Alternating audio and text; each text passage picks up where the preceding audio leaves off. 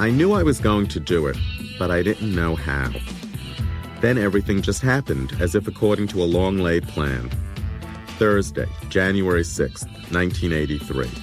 Got up, wrote my resignation letter, went to the office, typed my resignation letter, Xeroxed my resignation letter, put my resignation letter in 2 envelopes, the original for Andy, a Xerox for Fred Hughes. Handed the 2 envelopes to my secretary, with instructions to give them to Andy and Fred 5 minutes after I left. Looking back at my diary entry, I can smile at my obsession with the letter. Then, though, it was all high drama, the most crucial decision of my career, the most important moment of my life. On my way out of the office, which is what we who worked there actually called the Warhol factory, I stopped at my sister Barbara's desk in the advertising department and told her I had to talk to her outside about something personal. The elevator was broken, as usual, so, clutching a shopping bag containing my Rolodexes, one for America, one for Europe, as if they were the family jewels, I ran down the 5 flights of stairs, ran up Broadway, ran down 18th Street. I was 35 years old, and I felt like a teenager running away from home. I didn't stop running until the corner of Park Avenue South, far enough from the factory, my raging ego calculated, so that no one could come and drag me back. I finally turned to Barbara, who had been panting behind me, wondering what the hell was going on, and told her, I just quit. That's great, she said, hugging me. Then I taxied home and called Liz Smith. I knew Andy wouldn't believe it until he read it in the paper. He never believed anything until he read it in the paper. And then he believed every word. Adrenalized, I read Liz the earth-shattering letter. Dear Andy and Fred, I have come to the realization that it is time for me to move on. Therefore, I am resigning, effective immediately, as executive editor of Interview and as an employee of Andy Warhol.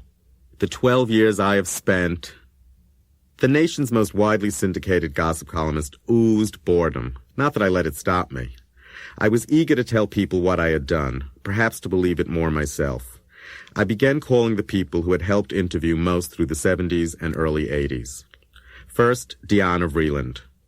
Fired by Vogue in 1970, at about the same time I joined Interview, she had offered us a guiding hand, a critical eye, plus the wisdom and wit of the ages. Next, Steve Rubell. Studio 54 had been the setting for so many Interview columns, and of so many of my own Stolichnaya and cocaine excesses in the late 70s. I found Jerry Zipkin, who had helped get Nancy Reagan for the cover of Interview, at Betsy Bloomingdale's house in Los Angeles. I wanted to call Zipkin's arch-enemy, Truman Capote. I didn't, because we had recently fought about the Reagan crowd. I dialed and dialed and dialed. My mother in her colonial on Long Island, my father in his office on Wall Street, California, Washington, D.C., Switzerland, Rome, Rio. I quit! I quit! I quit! Somehow one caller got through to me. Bridget Berlin, who had been with Andy since the early 60s and had worked her way down from superstar to receptionist, was calling from the front desk at the factory. Hurrying and very low, she said, I love you, Bob. I always knew you weren't a lifer. When I first met Andy Warhol, the only thing I wanted to be was a factory lifer. It all started with a phone call, one cold day in April 1970. A strange voice introduced himself as Soren Ingenue, the editor of Andy Warhol's new film magazine. He had seen a review I had written for an alternative newspaper, remember alternative newspapers, called New Times. Would I be willing to write reviews, he asked, for Interview?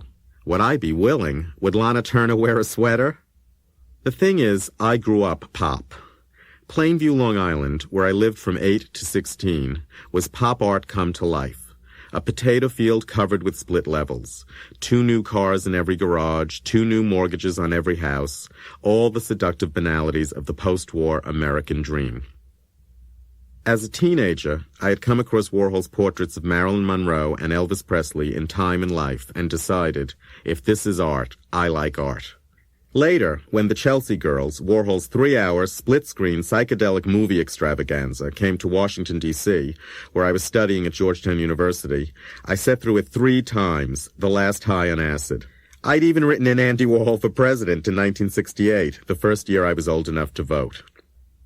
In September 1969, I went to the New York Film Festival opening of Lion's Love, a French film made in Hollywood, starring Viva, the best-known of Warhol superstars. The audience gave her a standing ovation, and she thanked them by throwing grandiose kisses from her box and then doubling over in laughter at her own stardom.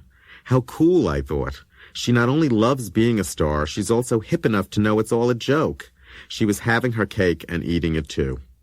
That same fall, Andy Warhol decided to start a magazine. His initial impulse was jealousy. The overnight success, Andy's favorite kind, of Rolling Stone and Screw drove him crazy. Jan Wenner is so powerful. Al Goldstein is so rich, he moaned to his three right-hand men. Paul Morrissey, who directed Andy's movies, Fred Hughes, who sold Andy's paintings, and Gerard Malanga, who needed something to do.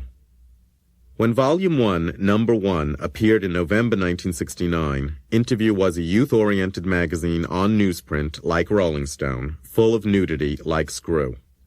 Resemblances stopped there. Interview's beat was film, not rock, and the sexy movie stills came from Fellini's Satyricon, not Deep Throat. Holding a copy now, the cheap newsprint yellowed and torn, one can almost feel the 60s turning into the 70s, and the factory both resisting and anticipating the change. True to its title, most of Interview Number 1 was tape-recorded question-and-answer sessions, transcribed with every ah and well intact. The transcription technique appealed to Andy conceptually because it seemed modern and real, two qualities he consistently valued above all others. The original Interview masthead listed 4 editors, Gerard Malanga, who now had something to do, Paul Morrissey, John Wilcox, and at the bottom, Andy Warhol. By Volume 1, Number 4, after months of fierce infighting amongst the right-hand men, with Andy in the background watching, prodding, instigating, manipulating, and denying he was doing any such thing, Malanga went to Europe, and Morrissey topped the list of editors. There was also a new managing editor, the improbably named Soren Ingenue. When Soren called me at my parents' in the spring of 1970, he wanted a review of Antonio das Mortes, a wildly radical Brazilian film then seen by only a handful of people in all New York. Fortunately, I was one of them. Soren said he needed the review the following morning. I said he would have it and ran upstairs to my bedroom. I typed past midnight and got up at 7 to type some more. My mother drove me to the railroad station. I got out at Union Square and walked past the junkies to 33 Union Square West, a 12-story gray stone building. The chipped marble lobby smelled of urine. The cracked glass directory listed Andy Warhol films on 6, Interview on 10. I ascended to avant-garde heaven. At the gates, looking more like Lucifer than St. Peter, was Soren Ingenue, with his black turtleneck and jeans, his spiked belt, and his pointy boots. Soren loved my review. He told me they paid $25 per article. He must have seen the disappointment cloud my face, because he hastily added, "Would you like to meet Andy?" Would I like to meet Andy? We took the elevator down to the 6th floor and exited into a bare white foyer with an unpainted steel door at one end. The door had a small glass window at eye level. It was locked. Soren peered through the window and knocked. After a few seconds, we were buzzed in. A few feet ahead of us, at a small Art Deco desk guarded by a stuffed Great Dane said to have belonged to Cecil B. DeMille, sat Andy Warhol. He was wearing a brown printed velvet jacket, Levi's, and expensive lizard boots. Only a black turtleneck echoed his sinister 60s look. He was eating lunch, vegetable purees, out of plastic containers with a plastic spoon. He was also opening the mail, very systematically. First, he brought each piece right up to his pink welfare glasses and examined it intently, as if he were trying to see through the envelope, or analyze the handwriting, or determine the quality of the paper. Then he tore the cancel stamps off each and every piece and stuffed them into a large manila envelope. This, I later learned, was his stamp collection. As he did this, he sorted the mail into separate piles, invitations, bills, checks. Everything else, from press releases to fan letters, he dropped into a cardboard box at his feet. When a box was full, it would be sealed, dated, and stored away as a time capsule. I was struck by the slow, methodical rhythm of his movements. the movements of a faltering child or a careful old man. At the time, he was 42. "Andy," said Soren gingerly, "this is the boy who wrote that brilliant review in New Times, the one I showed you, remember?" Warhol looked up from his lunch. "Oh, hi," he said softly. He paused, then added, "Would you like something to eat?" Andy Warhol offering me something to eat? I was beside myself, but politely said no, thanks. "Gee," he said, searching for words, "you should write a lot for us." "I'd like to," I said, taking in the cool, clean, black and white atmosphere of the factory and thinking, this is where I want to be for the rest of my life. By 1970, Andy Warhol was already the best-known artist in the world since Pablo Picasso, the Pope of pop art, the High Priest of underground movies, St. Andrew of the media with his silver halo and black leather cassock, famous for being famous. His notoriety had begun in 1962, when he shocked both the art world and the tabloid press with his Campbell's soup can paintings. Next came the outrageous films that nobody saw and everybody talked about, with their amateur casts of spaced-out heiresses, hustlers, and drag queens. Superstars, Andy called them. But it was the 1968 assassination attempt by a reject superstar named Valerie Solanas that really made him front-page news. And as soon as Andy won fame for himself, he started giving it out to everyone else for 15 minutes in Interview magazine. 6 months after my first visit to the factory, I came to hand in my latest interview assignment, an interview with Bernardo Bertolucci. For me, the real incentive in writing for Interview was getting to go to the factory. I always went first to see Soren, then Andy would sign my $25 check and grope for something to say. Sometimes Paul Morrissey, who never lacked for something to say, engaged me in conversation. "So," he'd say, "is that liberal left-wing slime, Andrew Saris, still preaching his pretentious auteur theory to all of you spaced-out rich kids up at Columbia Film School?" It was a typical Paul Morrissey greeting. Paul was an odd but appealing character. He was 32 years old, but seemed much older, perhaps because the three things he hated even more than the auteur theory were sex, drugs, and rock and roll. Though Paul worshipped physical beauty, considering it a talent in itself, and featured Joe D'Alessandro's chiseled torso prominently in his movies Flesh and Trash, his attitude toward sex was decidedly Irish Catholic, that is, repressed. In fact, I had never met anyone more stereotypically Irish Catholic than Paul Morrissey. Narrow-minded, self-righteous, guilt-ridden, and word-mad. He was almost a parody. Paul's hilarious sense of humor was also extremely Irish Catholic, black on black. On that day when I handed in my Bertolucci story, I wasn't too worried about a run-in with Paul, however, because I had finally connected with Andy. The week before, I had run into him at the film festival, waiting for a press screening. We were both early and alone. "Oh, hi," he said. "Hi, Andy. Gee, your articles are so good. I wish I could be so intellectual." "But Paul says they're too intellectual." "Oh, Paul's just being funny." There was a long pause. Andy had run out of words, and I had run out of nerve. "Oh, I know what I should do," he said. "I should take your picture." He pulled his Polaroid Big Shot from a shopping bag and told me to sit on a bench with my back toward him. "Now turn your head my way. That's right. Not too much. Look down a little more. Oh, that's good." The camera was glued to his glasses, and he pivoted it up and down and sideways very slightly, searching for my best angle, something I was sure I didn't have. He had chosen a bench against the window, so sunlight streamed across my face. I felt warm and wanted. "That's good," said Andy. Oh, don't move now." He snapped, pulled the film out, and snapped again. I waited beside him for my image to develop. As it did, Andy sighed. "Gee, you're a beauty." A beauty? I looked at the picture. It was amazing. Somehow my face had angles and bones, where I knew there were only curves and mounds. My chubby nose was aquiline. Of course, the softness of the Polaroid image and the extreme overexposure helped a lot. I looked like Elvis Presley, before Las Vegas. I asked Andy if I could have it.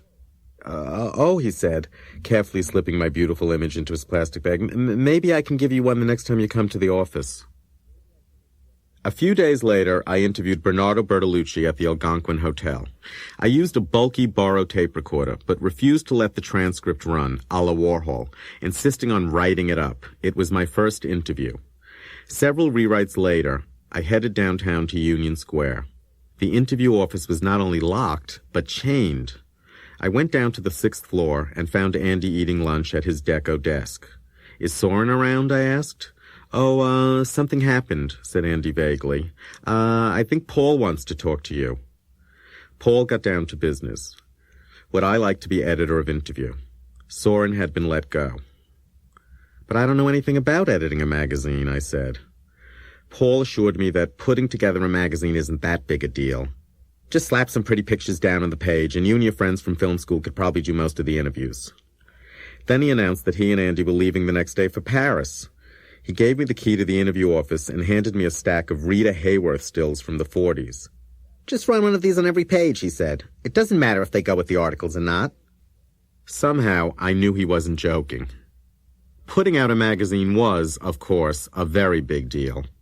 The next afternoon, we got to work. Although Andy and Paul hadn't given me a deadline for the next issue of Interview, I wanted to get it out in time for their return from Paris.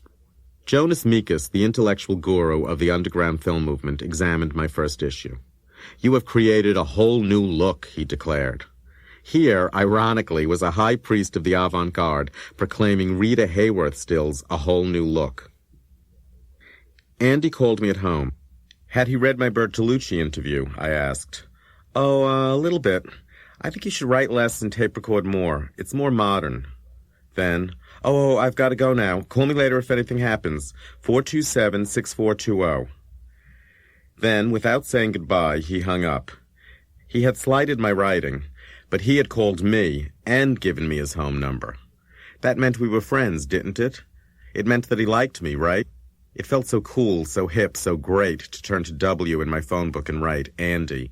427-6420. Home. Bob Cola. It's a great name, Bob. You have to change your name if you want to be famous, Bob. It's too long now to be a famous name. I don't want to change my name, Andy.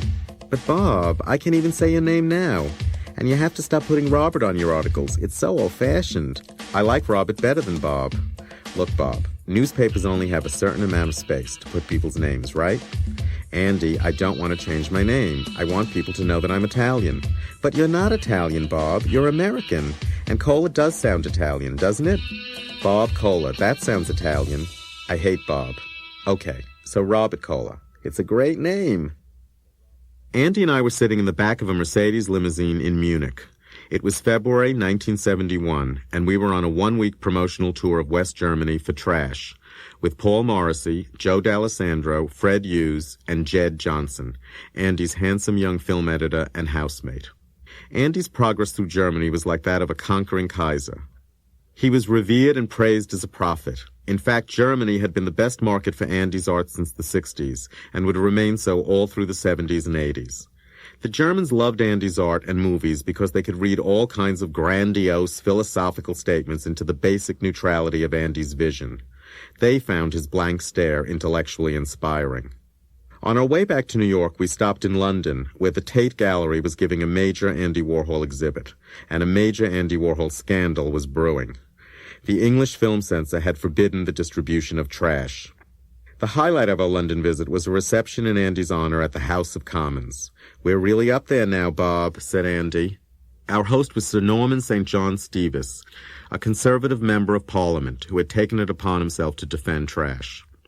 It was all very up there, and so was I at that point. I loved the five-star hotels, the constant press attention, the feeling of being part of a family that I had chosen, or better yet, that had chosen me.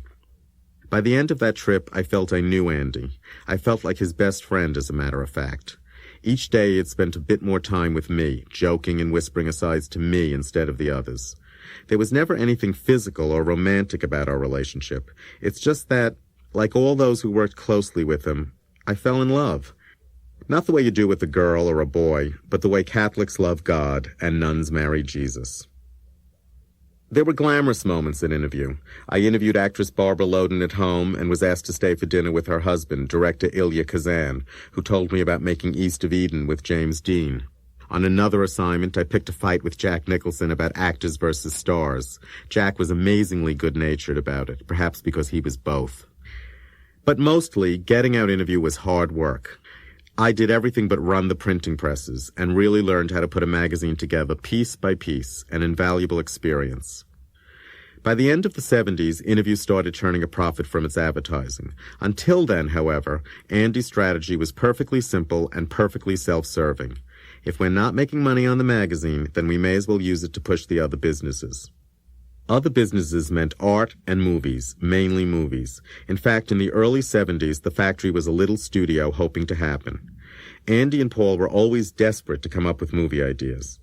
They rejected a proposal of mine, a musical comedy based on the life of Evita Peron, with Candy Darling in the title role, and a song called There's a Charming Dictator Living South of the Equator, which Paul found funny, but Andy hated. "Nobody cares about South America except you, Bob," he said. More and more, I felt sorry for Andy. He looked so pale and frail and afraid of another Valerie Solanas. He'd see someone walking toward us, a bum or a bag lady or just a leftover hippie, and suddenly he'd dart into a store, any store, saying, "He looked all doped up, didn't he? Let's just stand in here until he goes by." Feeling sorry for Andy was certainly part of the reason why I put up with his goading and teasing and coldness, and with the low salary, $50 a week. That and the glamour, the proximity to fame and fortune. In some ways, being close to fame and fortune is more fun, and certainly easier, than having it yourself. Bridget Berlin, Viva, Ultraviolet, Ingrid Superstar, Mario Montez, Jackie Curtis, Holly Woodlawn, Candy Darling, Joe D'Alessandro, Pope Undine. It seems more than coincidence that the overwhelming majority of the superstars were from Catholic families. Andy's 3 consecutive right-hand men, Gerard Malanga, Paul Morrissey, and Fred Hughes, were also Catholics, though I never knew any of them to go to church. Andy himself did go to church, though not to Mass and never to communion, every Sunday for as long as I knew him. He would run to church, as he put it, for a few minutes between Masses or after the last one, kneel down at a pew, make the sign of the cross, and pray. In any case, Catholicism runs through Andy's life and work. To me, his pageant has always seemed a passion, critic Barbara Rose wrote. His Catholicism a living matter and not a camp. Andy's movies were real. Andy wasn't directing, he was recording, and the superstars weren't acting, they were confessing. Significantly, Paul Morrissey, the Cardinal Spellman of the avant-garde, ran the factory. Paul's assistant enforcer was Vincent Fremont, a bespectacled young man from suburban San Diego who came across as a combination of Clark Kent and Pat Boone. Jed Johnson was from a middle-class California suburb, too. Like Vincent, he had only a high school education and was barely 20, very impressionable and easy to mold. But whereas Vincent could be aggressive and play the cop, Jed was extremely passive, timid, and quiet. Andy favored Jed above everyone else at the factory. He liked talkers like me, but he liked beauties even more. And Jed was a beauty, long-lashed, smooth-skinned, naturally well-proportioned, fanatically well-groomed, everything Andy was not. Although Andy and Jed often dressed almost identically, Andy looked like a rag doll, and Jed looked like a statue. After the shooting, Jed had moved into Andy's Lexington Avenue townhouse to help him during his recuperation. Like Andy, he gave off an asexual, even ascetic aura. On the other hand, their relationship seemed to be more than mere friendship. Jed went everywhere with Andy, and people seemed to think that it was nice he had this well-mannered young man to take care of him. Pat Hackett, the third apparatchik of the Morrissey regime, was the only girl among Andy's kids, which is what he called us. Pat was a bit nitpicky, a bit bureaucratic, but also endearing and funny, and very loyal to Andy. She saw him as a saint. She rejected any notion of Andy's relationship with Jed being anything but platonic. "Everyone knows Andy's asexual," she always said. "Beauty is the hardest drug of all," I wrote after seeing Death in Venice. I devoted 20 of the 40 pages of the July 1971 issue of Interview to Luchino Visconti's film of Thomas Mann's novella about the old man and the tease. For once, Paul and Fred applauded. But Andy was mad. He said there were only 2 pages of ads and too many pictures of the same people looking the same. Now, I wonder if Andy hated the Death in Venice issue because it came too close to his own life, to his relationship with beautiful young men, to his feeling about his own strange appearance. Andy was a big believer in diets, dermatologists, plastic surgery, changing hairdos, going to the right designer, exercise, vitamins, anything that would help turn an ugly duckling into a swan. I always found it most touching when Andy called somebody a beauty who was obviously not. He would look at some hideous gargoyle of a human being with bad skin, bad teeth, bad hair, and say, "She's a beauty." He wasn't blind or being kind. It was just that by stretching the definition of beauty to the limit, he thought that, with his bad skin, bad teeth, bad hair, he might fit in too. Jed was the only silent beauty in Andy's inner circle. The rest of us were what Andy called talkers, people who made their way in life on the strength of their personalities instead of their looks. Andy dreamed of beauties, but he found it easier to work with talkers. Fred Hughes, curiously, was not really a beauty, not really a talker. No, Fred had something else, something more lasting than a pretty face, rarer than a way with words. Fred had style. Extraordinary, remarkable, one-of-a-kind style. But Andy found a way to turn that to his use, too. Andy and Fred had a very complicated relationship. Aside from Paul, Fred was the only person who could boss Andy around, who could tell him where to go, who to see, what to say. Like everyone at the factory, I was dazzled by Fred's style. And Fred was very clever. "I'm deeply superficial," was his favorite line. Born and bred in Houston, Texas, Fred had become Andy's manager in 1967, when he was only 24 years old. In a few years, he engineered the rise of Andy Warhol from the demi-monde to the beau monde, and set him on the road to real riches. He launched the commission portraits gold mine, drove up the sales and prices of the 60s paintings, and cultivated important new collectors and dealers, especially in Europe. And at the end of 1971, he saved Interview from financial extinction by finding new backers. Meanwhile, after only a year and a half, I was overdosing on the wonderful world of Warhol. Working too hard, playing too hard, burning my candle at both ends like an old cliché. I was smoking too much pot, drinking too much vodka, going to too many parties. And I was always broke. To make extra money, I had signed a contract to write a book about Andy's films, but there was never enough time to research it, let alone write it. So I gave in. My assistant, Glenn O'Brien, would take over as managing editor and art director while I worked on my book. My new title was Special Contributing Editor. It was a step down, but also a way out, or so I thought. But now that I was free of the drudgery of interview paste-up and newsstand delivery, there was no way to resist Andy's suggestions to organize a screening at the factory, or to arrange an invitation for him to a movie premiere, or to choreograph a dinner party for potential clients. Of course, it was a chance to learn how the party and publicity game was played by the greatest player of the century, Gertrude Stein and Elsa Maxwell notwithstanding. And it meant getting closer to the real center of power at the factory, Andy's big red appointments book. My days soon seemed like one long telephone call, reliving the previous night's social roundelay, planning that night's and the next's. One day in May 1972, Andy, Robert Mapplethorpe, and I went to see Rudolf Nureyev in rehearsal with the Royal Ballet. It was a comedy of errors and a triple ego war. Robert Mapplethorpe had called me after my Village Voice review of Robert having his nipple pierced, an underground movie he was the star of. He was just beginning his career as a photographer, and we became fast friends. In the long taxi ride from the factory to Lincoln Center, Andy didn't say a single word because he was furious that Robert was carrying a Polaroid big shot camera, just like he was. Robert fought silence with silence. When Nureyev entered the fray, it was more than I could handle. Warhol, what color are your eyes? Nureyev, the interview is cancelled. To make sure he was obeyed, Nureyev pressed the off switch of Andy's Sony. The Royal Ballet rehearsal soon began, and suddenly Nureyev leapt and leapt again and again and again in a stunning circle of leaps, a flash of beauty fixed in flight. Andy melted.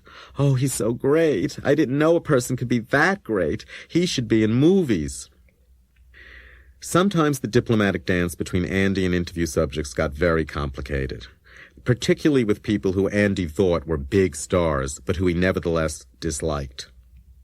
Yoko Ono began badly with Andy by trying to enlist his support for her 1972 art exhibition in Syracuse. He took her to tea and asked me along.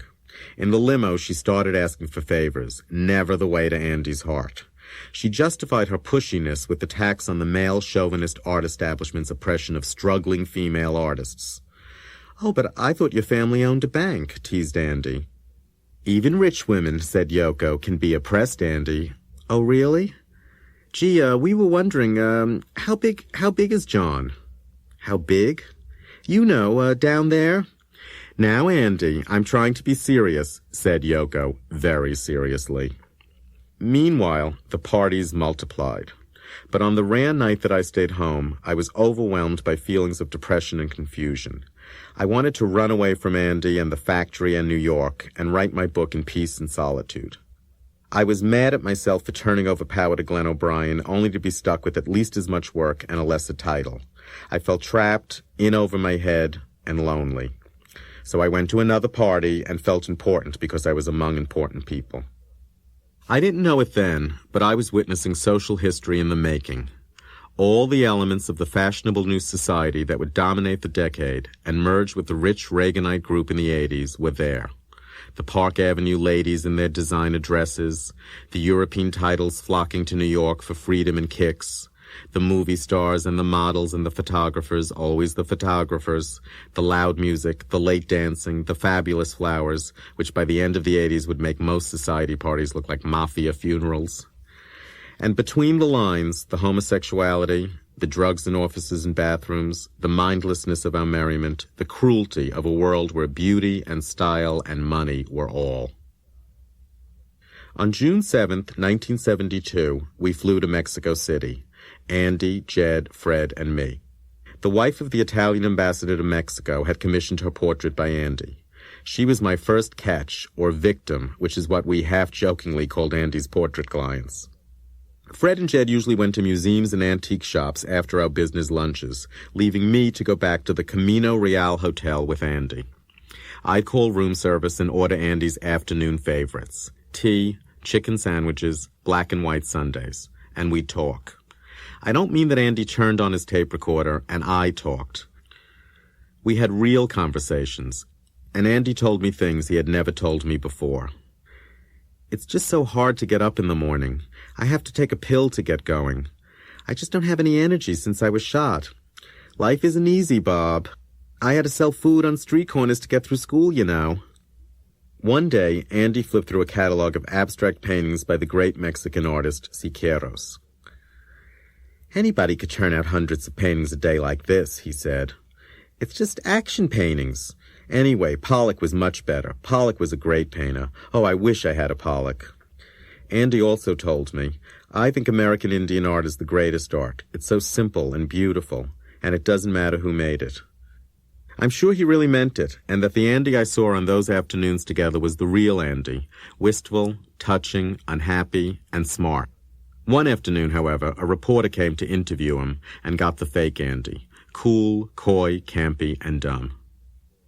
In July 1973, the designer Giorgio di Sant'Angelo invited me to accompany him and his assistant, Jay Johnson, Jed's twin brother, for a one-month Roman holiday.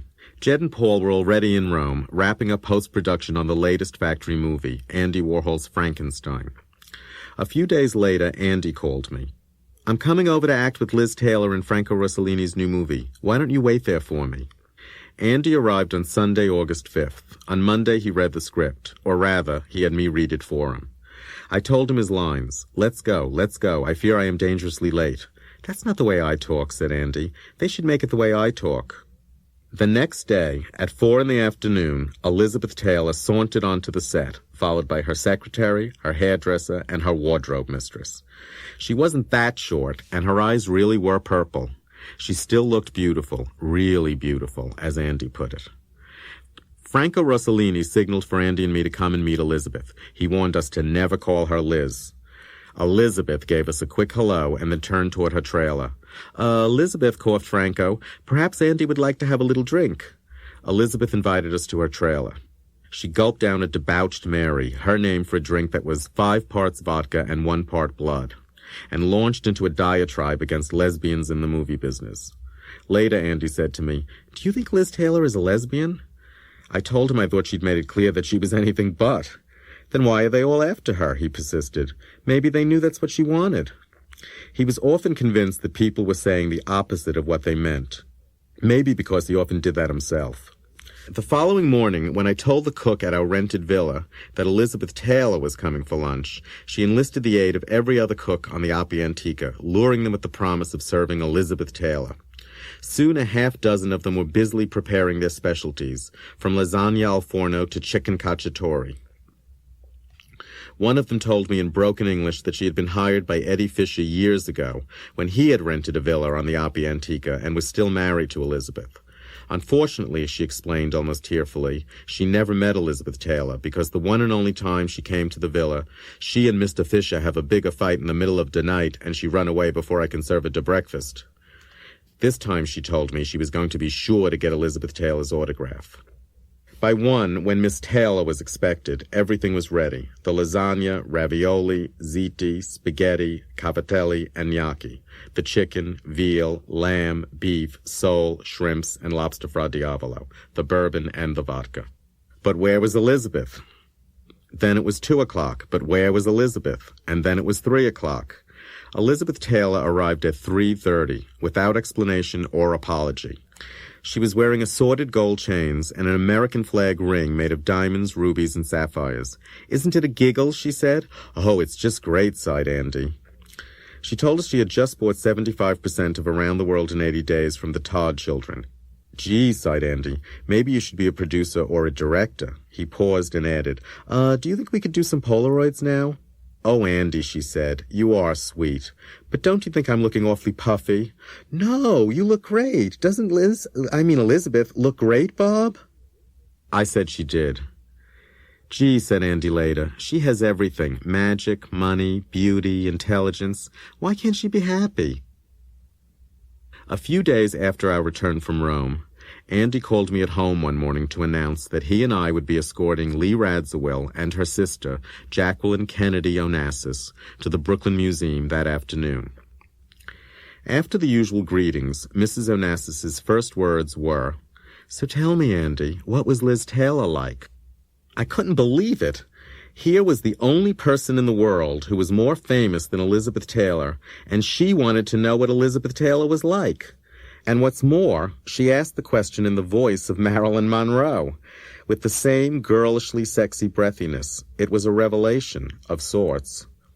When we finally got to the museum, I noticed something about the way Jackie dealt with her almost oppressive fame. She simply acted as if it didn't exist, as if those murmuring admirers were pointing at someone else. It wasn't a haughty or arrogant attitude, but it did keep people at a respectful distance. By the end of the afternoon, I saw Jackie's first question about Elizabeth Taylor in a different light. She wasn't being silly or dumb or starstruck. It was a deliberate, disarming ploy, her way to let us know that she was like any other normal person, curious about the same things we were, anybody was. Unlike Elizabeth Taylor, she wasn't lost in the stars at all. Nostalgia, which I always thought started when Paul Morrissey handed me those Rita Hayworth stills, was all over New York in 1973 and 1974. Everything old seemed new, and everything new seemed old, and the way to the future seemed to be through the past.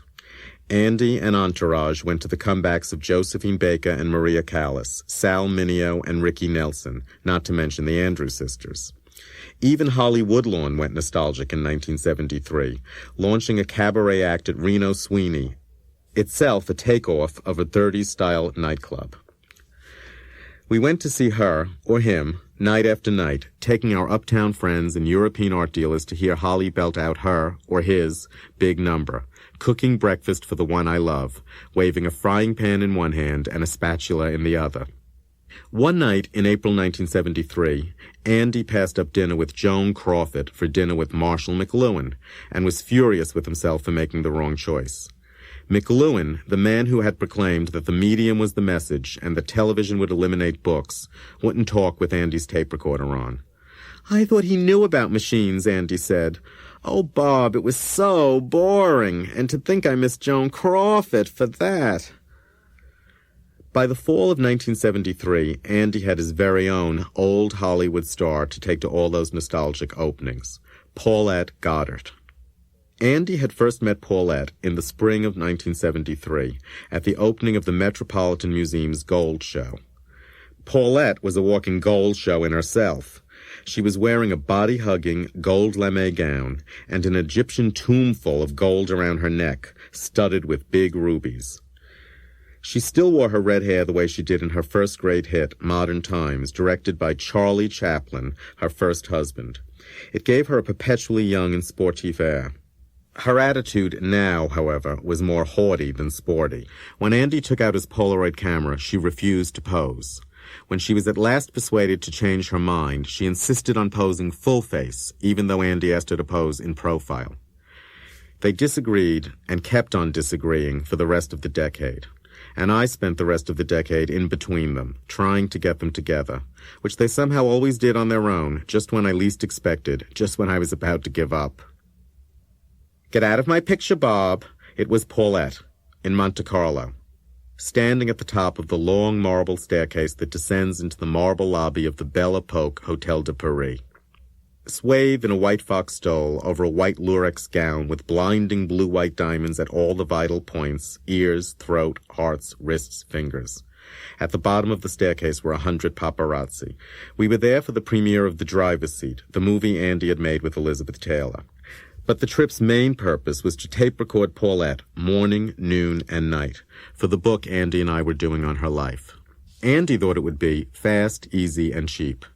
Well, it wasn't that cheap. The Hotel de Paris cost about $300 a night for a room. And it wasn't that easy either. The first thing Paulette eliminated was mornings. She had to have her bath, her walk, her time to change for lunch. Andy suggested taping her doing all of those things, but she wasn't having any of that. After a few days, Paulette eliminated nights too. She said she had to get her beauty rest, and we went out to dinner too late. "But everybody goes to dinner late in Europe," said Andy. "But I'm not everybody," said Paulette. Next to go were afternoons. Paulette said she had to have her walk, her nap, her time to dress for dinner. "But you're not going to dinner," said Andy. "Not with you, I'm not," said Paulette. That left lunches. Those weren't easy or cheap either, but they were fast.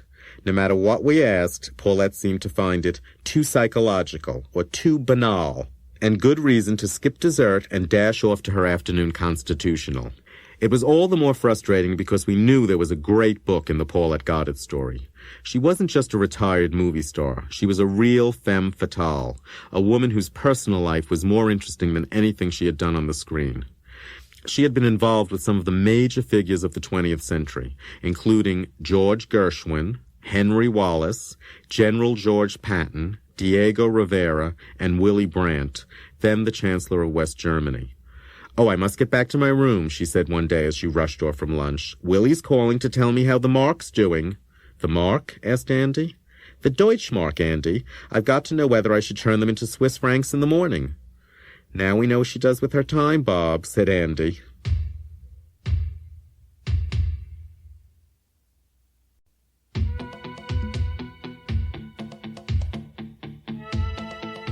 Meanwhile, Fred was working on the Smiths.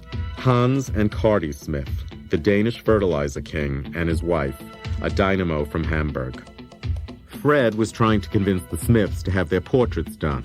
The Smiths were trying to convince Fred to invite all our swell friends to the big ball they were giving at the grandiose estate they had recently acquired from the former king of Montenegro.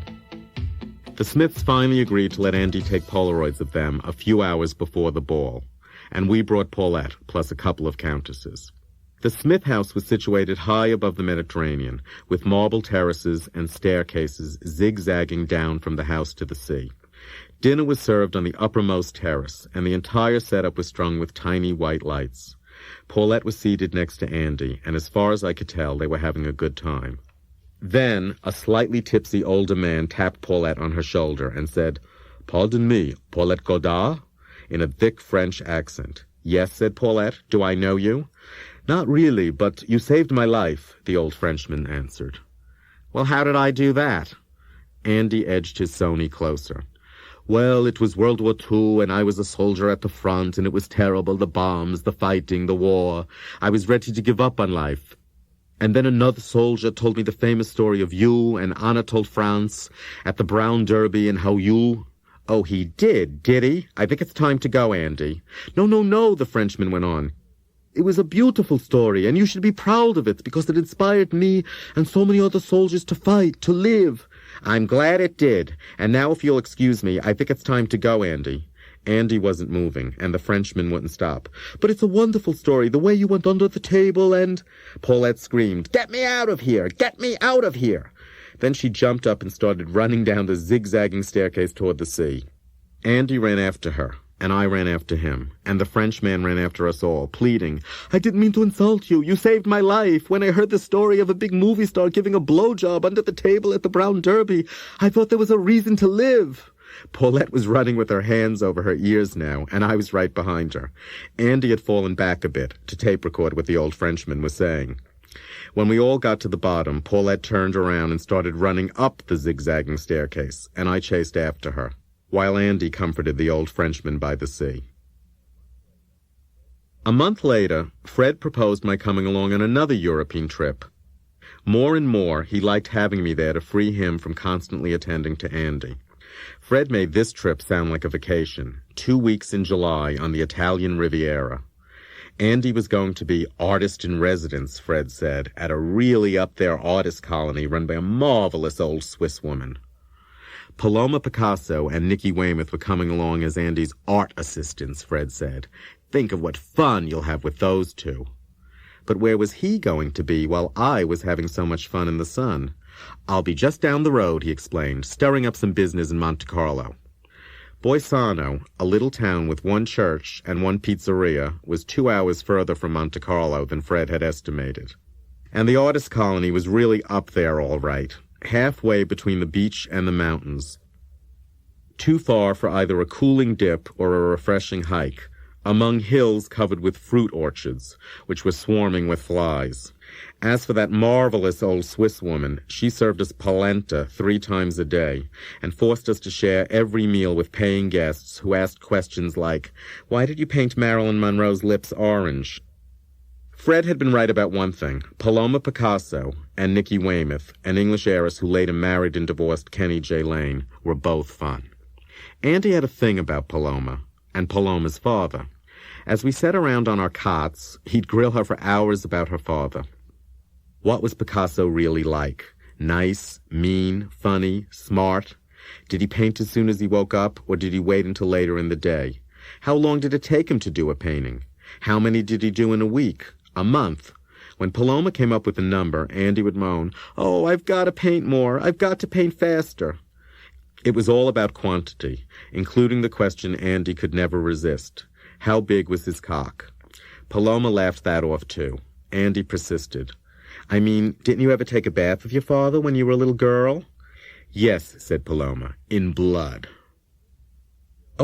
Gee, I think it's Spiro Agnew, Bob."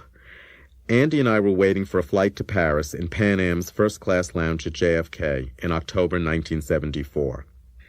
So was the former Vice President of the United States, who had resigned in disgrace the year before, followed by Nixon that August.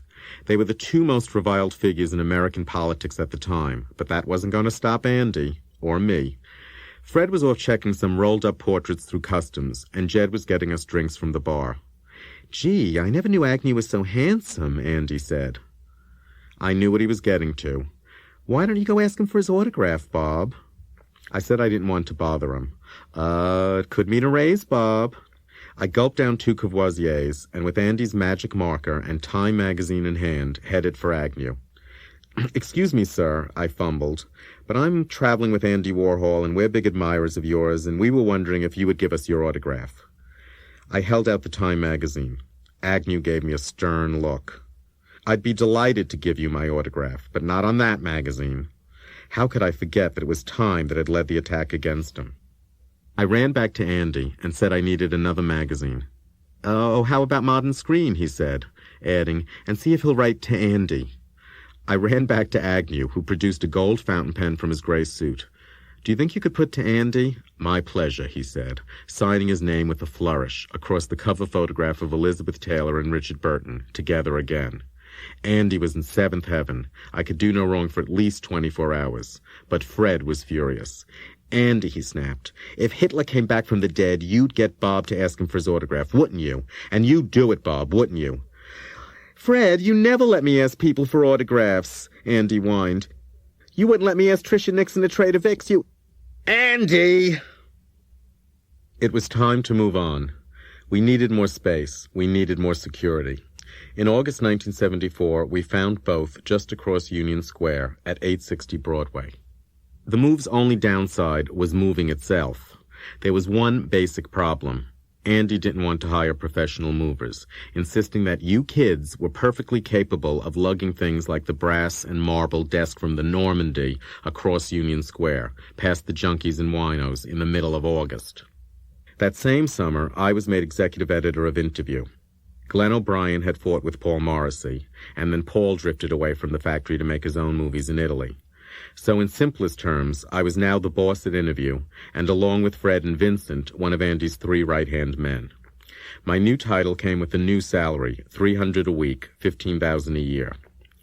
Soon I came up with an idea for a column called Excerpts from the Diary of Andy Warhol.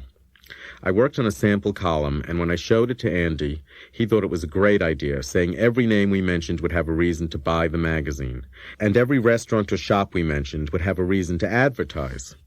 But he crossed out his name and scrawled BC over it. That's how my column, Out, Excerpts from the Diary of Bob Colacello, was born. We came up with Out because the whole thing was so it was ridiculous. Andy had also moved that year to a 6-story brownstone at 57 East 66th Street, between Madison and Park Avenues, bought in early 1974, when real estate prices had plummeted in the recession brought on by the oil crisis. He paid $310,000 outright because he didn't believe in mortgages. He kept the old kitchen and bathrooms just the way they were. Jed, who moved with him, decorated the rest of the house in American Empire style. "Just like the White House," said Andy, who claimed he hated it because it was too perfect and cost too much. A few months later, I moved too. I could finally afford a 1-bedroom apartment on East 63rd Street. Now that Andy and I lived 3 blocks away, we saw even more of each other, though Andy had his ways of reminding me that proximity didn't necessarily mean closeness. Shortly after moving in, I came down with the flu, my temperature soaring in the middle of the night. I didn't have any aspirin, and when it hit 103 degrees, I panicked and called Andy at about 2 in the morning. "You can't call me this late," said Andy. "I thought Jed could come around the corner with some aspirin," I said. "Oh, but what if he gets what you have and gives it to me?" was Andy's reply. Jed picked up an extension and promised Andy that he would leave the aspirin with the doorman to avoid the risk of infection, but he actually did come up to see if I was all right, and I promised not to tell anyone he had. Andy's life now settled into the daily routine he would follow until his death. Dictating his diary over the phone to Pat Hackett in the morning, shopping his way downtown, arriving at the factory in time for lunch with clients, painting in the afternoon, a long evening hunting more clients at openings, dinners, and parties, always handing out Interview, snapping photos, tape recording, and making sure always to get a receipt everywhere he went.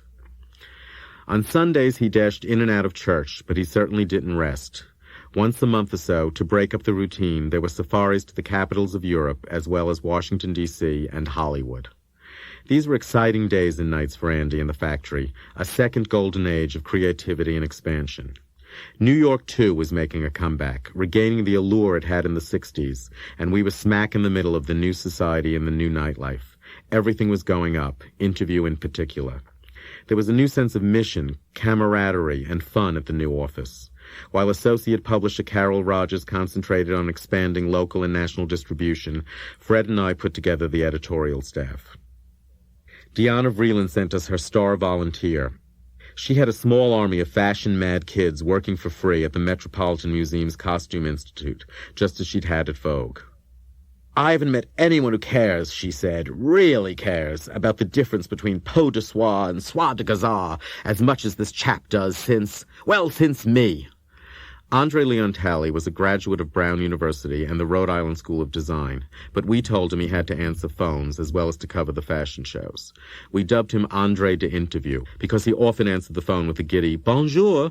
Andre was actually paid a small salary, but Andy loved Diana Vreeland's concept of volunteers. And Fred found a ready pool in the growing number of English muffins, as we called them, landing in New York from London.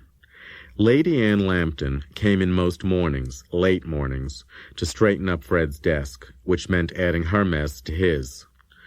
And Catherine Guinness, the stout heiress, came in most mornings, late mornings, to proofread Interview, which meant converting American spelling to British spelling.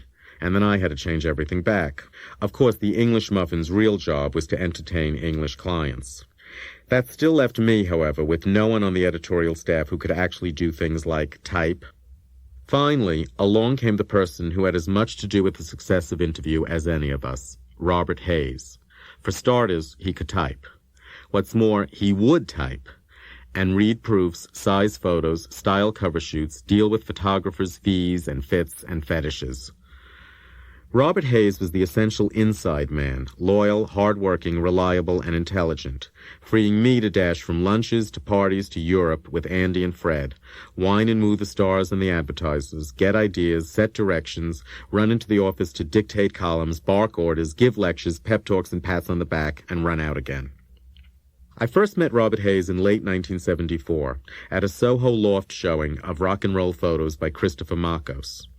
Afterwards, I took Robert and Chris to dinner at Bellado's, and it was the beginning of a long association with the factory for both of them. Chris, a Californian in his late 20s, was brash and ambitious. Robert was just the opposite, steady, cautious, guileless, and a bit unsure of himself. Within a few months, I promoted him to assistant editor, and by the end of 1976, he became managing editor. Late one afternoon, in early 1975, Andy, Fred, and I tried to figure out who to put on the next few covers. Looking over the sales figures for the previous year, we realized that our best sellers were also our best friends. Liza Minnelli, Cher, Raquel Welch, Bette Midler, Ryan O'Neal, Jack Nicholson and Angelica Houston, together and separately, Mick and Bianca Jagger, separately. We decided to start repeating them, though no more than once a year, and thought of other famous friends we hadn't done yet, like Diana Ross, Diane von Furstenberg, and Elizabeth Taylor, all of whom became hit covers within the next 2 years. It confirmed our instinct to make Interview a reflection of Andy's celebrity-studded world, and to be what we were, rather than trying to be what we weren't. We stopped competing with other magazines and forgot about scoops and exclusives. We were sitting on the most exclusive scoop of all, the opportunity to document life among the rich and famous from the inside. The only thing we could do was also the one thing only we could do. Suddenly, our biggest liability, lack of distance, was our biggest asset, proximity to the stars. We didn't have to provide our readers with objective journalism. We were letting them into the party. The Wall Street Journal took note of our whole new direction in a long article by their cultural commentator, Benjamin Stein. Originally patterned somewhat after Women's Wear Daily, Interview has gradually evolved a format and style so superficial, so utterly concerned with the fluff and trivia of life, that it makes WWD look like commentary. But appearances here are deceiving. In a sense, Andy's magazine is just like Andy's art. Its very superficiality says something heartrending about the despair of most people's lives. That makes every issue of Interview a small work of art. And anyway, at a slightly less anguished level, it's awfully funny. New York Magazine called Interview the ultimate fanzine, friends writing about friends in articles that look like the ads. And when they asked Andy who read it, he answered, "How friends, and who's ever on the cover?" It was funny and true, and it worked. Interview editorial policy and factory social life were on parallel tracks now, just like Andy had always wanted. In January 1975, Diana Vreeland came to check out the new factory and pronounced it divine, divine, divine. "Oh, Andy, I'm so happy for you, and for the boys, too. You must all be so inspired by this marvelous new space, new vista, new light." "New bills," said Andy. I remember Diana's advice about Interview. Don't give people what they want. Give them what they never knew they wanted. It was the difference between following trends and setting them. Andy, Fred, and I all agreed that interviews should do the latter, though Andy interpreted Diana's advice to mean we should put unknowns on the cover, and Fred and I wanted to keep stars on the cover until the magazine was strong enough to sell itself no matter who was on the cover. And that meant improving the quality of our paper and contents, widening distribution, stepping up promotion, spending more money. So we had to sell more ads and more portraits to cover the losses until we did. That's what most of the famous factory lunches were really all about, selling ads and selling art, often in tandem, one hand washing the other. Recently completed portraits always just happened to be leaning against the walls in the factory reception room, and you couldn't miss the stacks of interview in the foyer on the way in or out. Portraits and ads, ads and portraits, portraits and ads, ads and portraits, ads, ads, portraits, portraits, portraits. It was the factory anthem. One day in 1974, Halston came to lunch and bought 10 miniature Mao Zedong paintings for about $2,000 each. It was the beginning of a long business relationship between him and Andy. He also asked Andy to do his portrait, and came to the factory a couple of months later for the unveiling lunch, and was so pleased by Andy's depiction that he agreed to advertise an interview for the first time. Where Halston led, others followed. Between December 1974 and December 1976, our advertising pages doubled. Another big breakthrough came from another lunch with Eric de Rothschild, who had been Andy's first portrait client in Paris back in 1972. It all clicked and kept on clicking. Rothschild wine led to Lillet aperitif. They exacted a high price. Andy had to endorse Lillet, and then they wanted us to line up Diane von Furstenberg and Marisa Berenson for their campaign. I had quickly learned that interview didn't have the numbers or circulation, and what numbers we did have were claimed, not ABC audited. So instead we sold ambiance, image, art direction, promotion, public relations, social connections, endorsements. If an advertiser wanted it, Warhol, Hughes, and Colacello were at their service. Other magazine owners and publishers might perform some of these services to clients, but most editors avoided almost all of them. I really didn't have a choice. The magazine had to survive. Selling advertising also helped me to become a better editor. It forced me to focus on what kind of reader we wanted and how to get it, to see the magazine as a complete process with editorial feeding circulation, circulation feeding advertising, advertising feeding editorial, rather than separate parts working against each other. That didn't mean doing everything the advertisers wanted, though we did a lot, and Andy would have had me do more. It did mean that a certain kind of reader led to a certain kind of advertiser, and vice versa. And in explaining the magazine's editorial policy to advertisers, I was also formulating it for myself, defining it in sharper, clearer terms, giving it direction, identity, finding not only its niche in the market, but also its place in the culture. We pegged our December 1975 issue to the theme, Fashion as Fantasy. It was a big success, hitting a new high in ad pages, including Valentino, Gianni Versace, Issey Miyake, and Roberta Di Camerino, all for the first time. We put Tatum O'Neal, age 12, on the cover in an Oscar de la Renta turban. In editing that issue and selling ads for it, I came up with a line we used for a long time to keep the two separate in our minds and the clients. Interview is not a fashion magazine. It's a fashionable magazine. Meanwhile, the lunches went on, more ads and portraits were sold, and we learned from our hits and misses. The hits usually happened when the guest of honor wasn't obviously there for business, and then we used our glamour guest to lure the clients. Sometimes we had the wrong guest of honor, and everything went wrong. Sometimes we had misses that turned into hits. Sometimes we had misses that stayed misses, like the time Fred and I got our wires crossed, and he invited the King of Sweden, who brought his court, and I invited Fulgencio Batista Jr., who brought his joint. Nobody bought anything at that lunch. Sometimes the most successful lunches were solo lunches, when we had a single guest down and got to know them better, like Calvin Klein, who took his first page in Interview's February 1976 issue and gradually evolved into our biggest advertiser. The last portrait Andy painted at the old factory before moving in 1974 was of his mother, Julia Warhol, who had died 2 years before, though Andy avoided telling anyone about it, even Jed. Andy often said the same thing about death that he said about sex. It was abstract.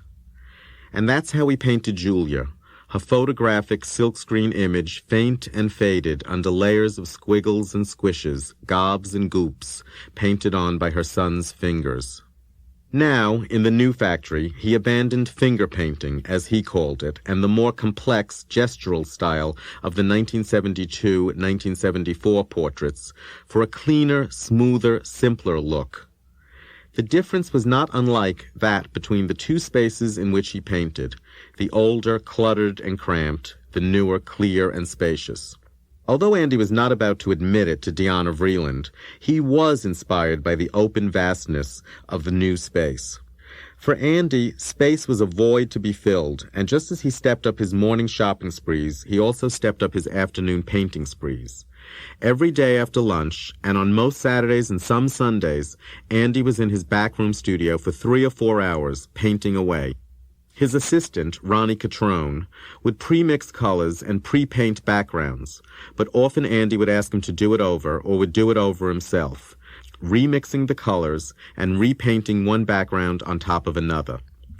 He often added a bit of black to even the lightest colors, so that his pastels weren't flowery and his candy colors came out more like Necco wafers than M&Ms.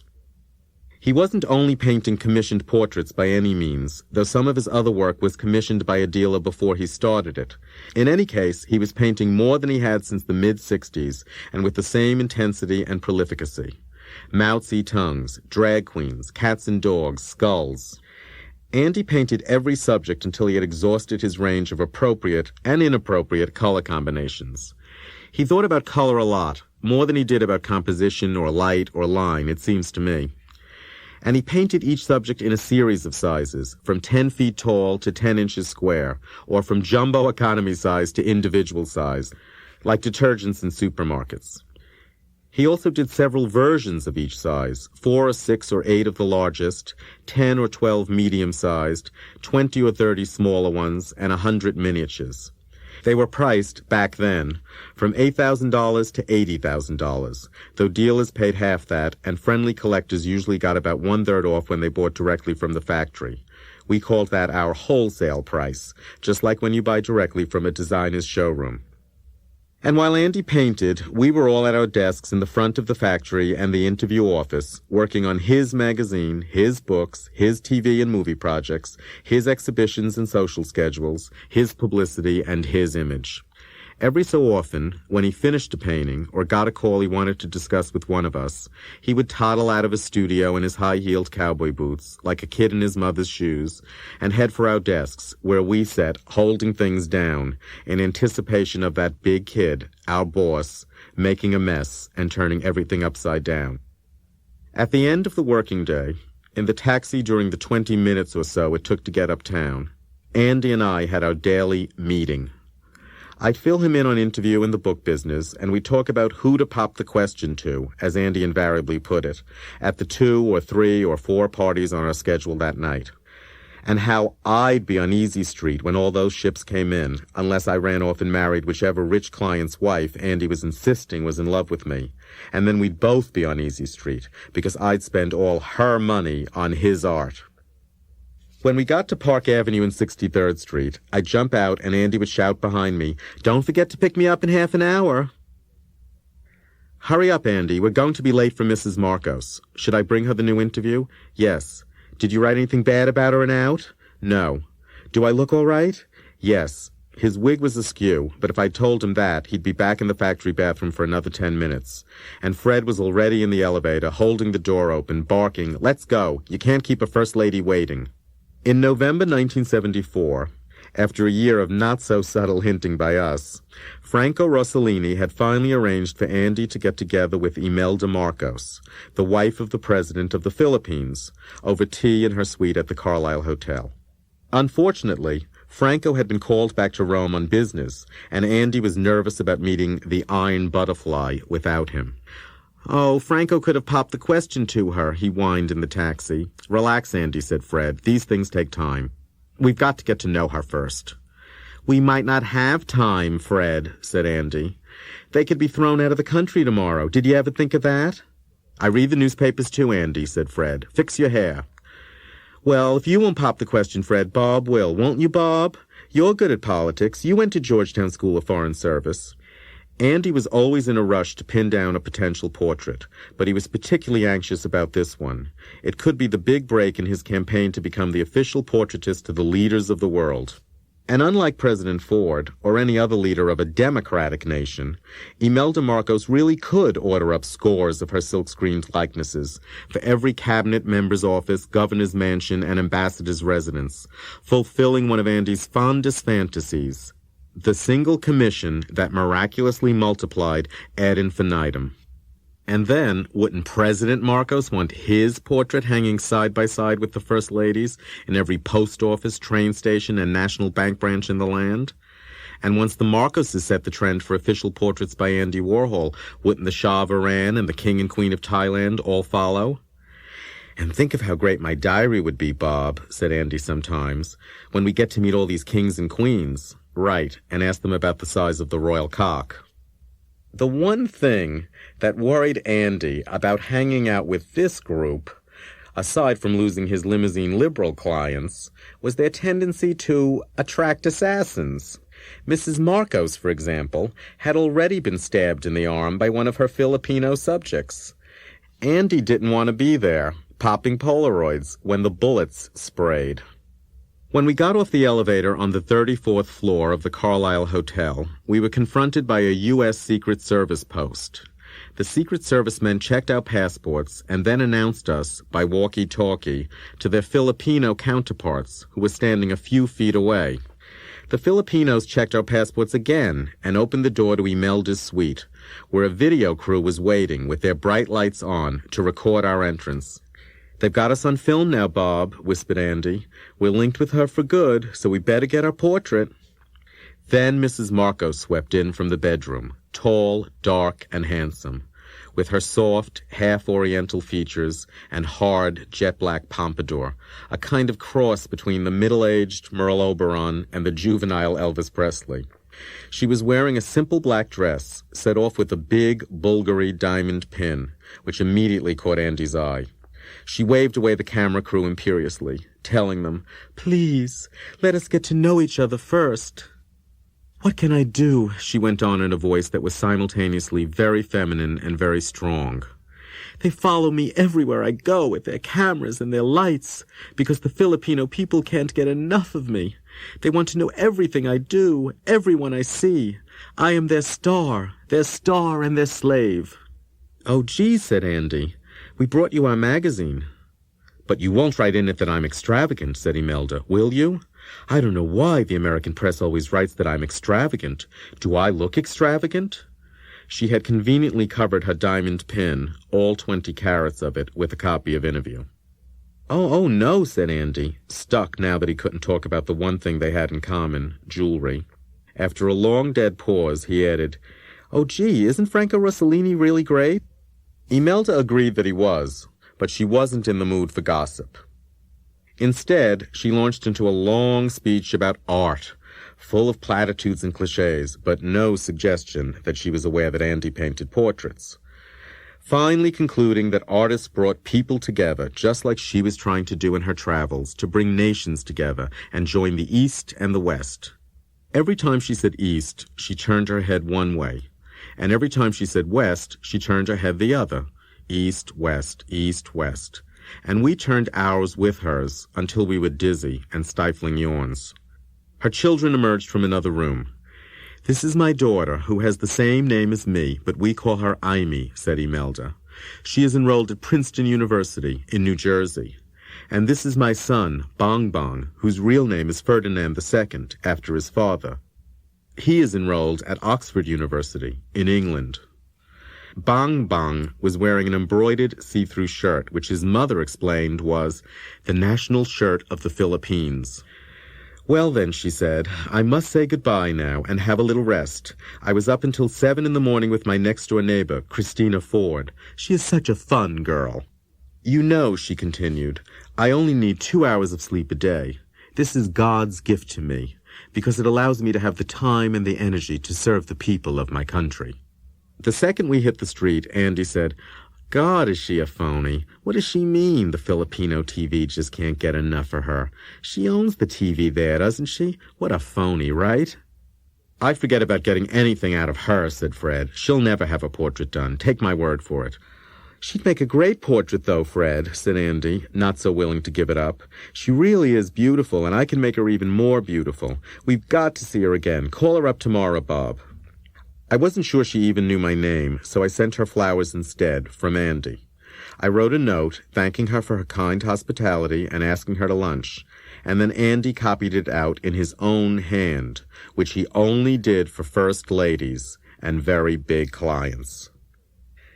In response, a secretary called and invited Andy to tea again at the Chinese mission to the United Nations, where Mrs. Marcos was showing the Filipino TV documentary of her trip to China. The Chinese mission to the UN was housed in a former motel near Lincoln Center, with their own Chinese restaurant and their own Chinese laundry, as Andy put it, immediately getting the point. They never had to leave the premises. We proceeded into the screening room, the former ballroom of the former motel. It was decorated with row upon row of former motel ballroom chairs, gold steel upholstered in gold vinyl. Over the portable movie screen hung a very large portrait of Chairman Mao. "That could be mine," whispered Andy. "Don't make me laugh, Andy, please," I begged. Imelda gave us an imperious look, and Andy shut up, and the lights went down, and the movie went on, and then I really had a hard time not laughing, especially when I looked over at Andy, who would roll his eyes ever so slightly so only I could tell. The Filipino TV documentary turned out to be Imelda's home movies, with a voiceover narration done by the same fellow who narrates golf tournaments on television, in a hushed and reverent whisper, describing in words the very same image that was on the screen, in case anyone was blind. "And now, 6,000 young Chinese schoolgirls, waving red and yellow streamers, are greeting the First Lady of the Philippines, Imelda Romaldos Marcos." 3 hours after we'd sat down in the screening room, we bid Imelda, Aimee, and Bong Bong goodbye. Andy assuring them that it was, one of the best movies I ever saw. Imelda responded with another invitation to the opening of the Filipino Cultural Center at 556 Fifth Avenue. And Andy and I were greeted by another security nightmare, a couple of hundred demonstrators screaming, "Imelda, go home! Imelda, go home!" while police on horseback pushed them back so that the limousines could get through. As the show began, lots of butterfly sleeves, see-through shirts, and Filipino men in sarongs dancing with flames, we could hear the chanting mob on the street, "Imelda, go home! Imelda, go home!" Andy clutched his plastic bag full of still unwrapped, still unused Polaroid film and said, "This is really glamorous and really, really scary."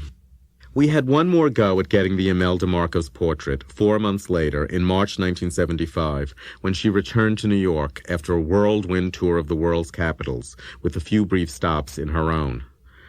"I met so many wonderful heads of state," she told us over dinner at Trader Vic's, "and some very nice first ladies, too."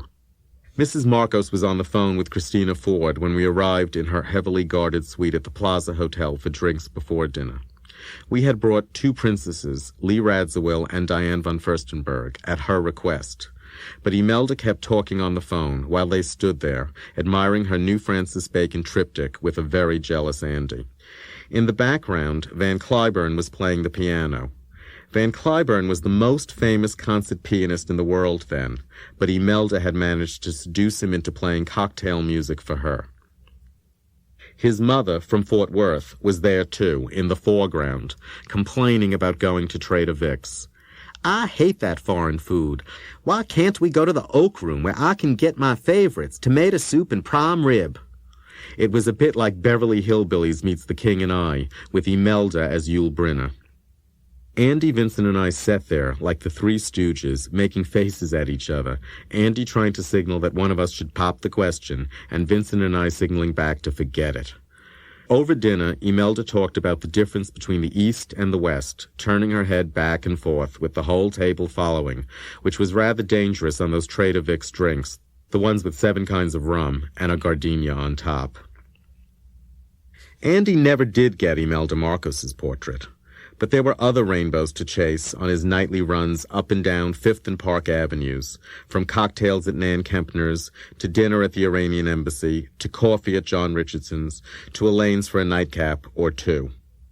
Andy Warhol is still going to parties in great style, Eugenia Shepard noted in her syndicated column of September 26, 1974. At Iranian ambassador to the UN and Mrs. Fareydun Hoveyda's dinner the other night, Andy arrived with no less than 11 people in tow, including Lee Radziwill in a black sequined pantsuit, Diana Vreeland in lots of ivory jewelry. We nicknamed the Iranian embassy the Caviar Club, and Andy was invited there about once a month. Other regular guests included Ilya Kazan and Barbara Loden, Shirley MacLaine, Sidney Lumet, Bob Wilson, Marion Javits, and Louise Nevelson. Iranian embassy dinners were always impressive and slightly absurd, which made it all the more enjoyable for us.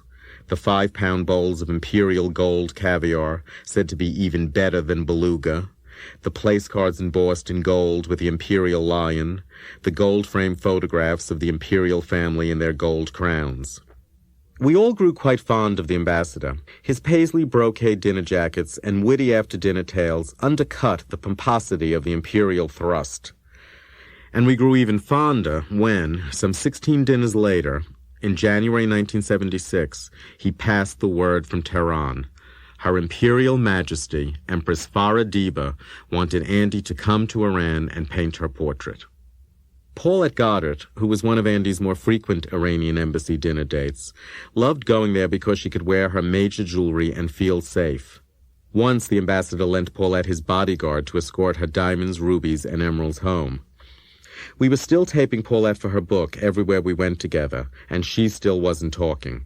When we finally handed in the pile of transcripts, Andy was already saying he was not giving the money back if they hated it. They hated it. Andy wanted to tape some more, but Paulette's heart wasn't in it. After that, their relationship took on a quality not unlike that between the aging movie star in Andy's movie Heat and her movie producer ex-husband. I'll come to your openings if you come to mine. Paulette and Andy went to everybody's openings, were photographed together and made all the papers, as famous couples always do, and then didn't see each other until the next opening. Andy had a typically seesaw attitude about Fred's intensifying friendship with Diana Vreeland. When Diana invited Fred to 3 dinners in 1 week, Andy said, "You can't go out with Diana every night, Fred. You have to go out with me sometimes, you know." When she didn't invite Fred to a dinner, Andy said, "Oh, I guess Diana's dropping you, Fred. Maybe you better pay more attention to her." Andy's real ambivalence was about Diana herself. And it probably went back to the 50s, when she was Bazaar's extremely social fashion editor, and he was their sometime illustrator, Raggedy Andy. They went about their business in entirely different ways, Diana and Andy, and yet they were alike. They both had to be in charge, but Diana was openly dictatorial and made no bones about it, while Andy was a closet control freak who deviously pretended he didn't know what was going on and claimed, "Oh, I just follow my hairdresser around." That was what Andy called Fred. It was a joke, but also a put-down. Andy and Diana also shared a need to be surrounded by what he called beauties and what she called attractive young people. But while Andy sat there like the eye of the storm, silently turning his tape recorder in the direction of whoever was talking, Diana talked up a storm. "Dietrich," she declared one night at dinner, "is not a woman, not a man, but a phantom." She paused dramatically and, lowering her voice to a deep hush, added, "as could only come out of Central Europe." Then she snapped back to her sharp editor-in-chief voice, "Of course, I adore Central Europe, simply adore it," and ended in an almost poetic chant, "Munich, Zurich, Salzburg, Vienna, Budapest." Another long pause, followed by an invasive question, "You're from that part of the world, aren't you, Andy?" And, as always, an evasive Andy, I'm from Pennsylvania." Red was Diana's favorite color, and she painted it on everything from her front door to her cheeks, which she re-rouged after dinner, the way other women put on more lipstick. She used purple to accent the reds in her apartment and her wardrobe, both of which were extremely opulent. Yet for all the luxury in Diana Vreeland's style of dressing and decorating, there was also a sense of simplicity and comfort. Just as under all her pronunciamentos and italics, there was a straightforward and cozy woman who knew how to enchant men. "Oh, Bob," she went on that night, "you're so lucky you're a wop, because when a wop walks into a room, it lights up." "What lights up?" I shot back. "The room or the wop?" Diana loved that. "Oh, Bob, you're too much. Isn't he, Andy? You know you're so lucky to have these boys." She often reminded him of that, and he rarely appreciated it, though we did. The best thing Diana ever did for Andy, as far as he was concerned, was to have him to dinner with the Duchess of Windsor in May 1975. Andy was so excited about meeting her that he brought her a small flower painting from the 1964 series, which the Duchess mistook for a box of candy and kept trying to open. It was Mrs. Vreeland, more than anyone else, who pushed Andy, and Fred, and me, by introducing us to her swell friends at her small dinners, and by bringing us to the small dinners of her swell friends.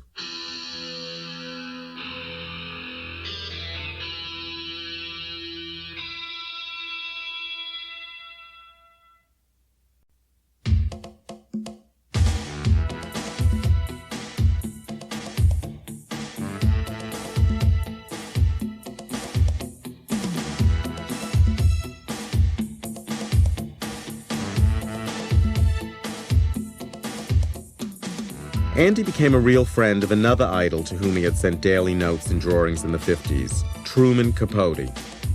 Andy had attended Truman's Black and White Ball in the 60s, and they got to know each other better through Lee Radziwill in the early 70s, but it wasn't until April 1975 that Andy felt comfortable enough to just call Truman up and ask him to dinner at Trader Vic's.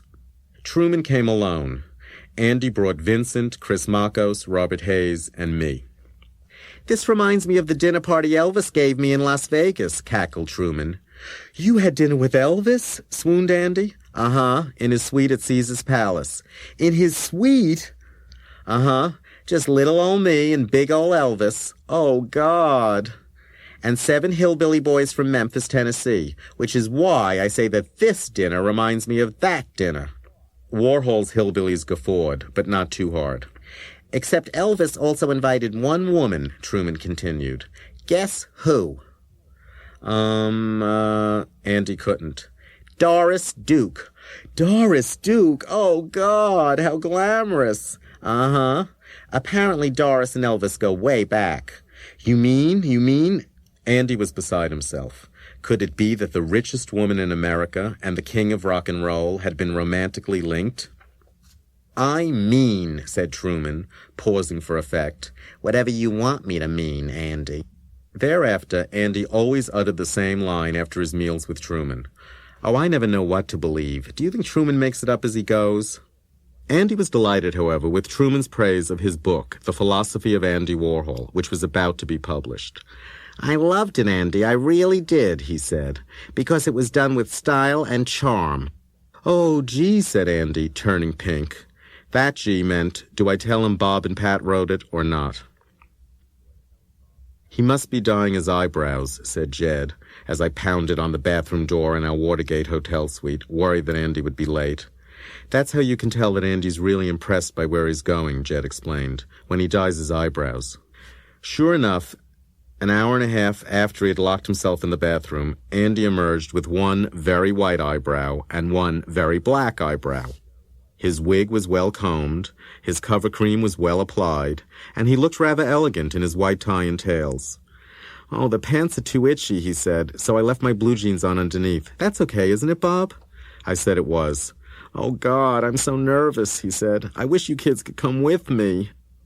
Andy was going to the White House for the first time in his life. President and Mrs. Ford had invited him to the May 15th, 1975 state dinner for the Shah and Shah Banu of Iran. He had insisted that Jed and I take the metro liner to Washington with him, and now he insisted that we ride in the limousine with him too, right up to the front door, as he put it. Back at the Watergate, we settled in for a night of room service and TV with my old Georgetown buddy, Chris Murray, and waited, and waited, and waited.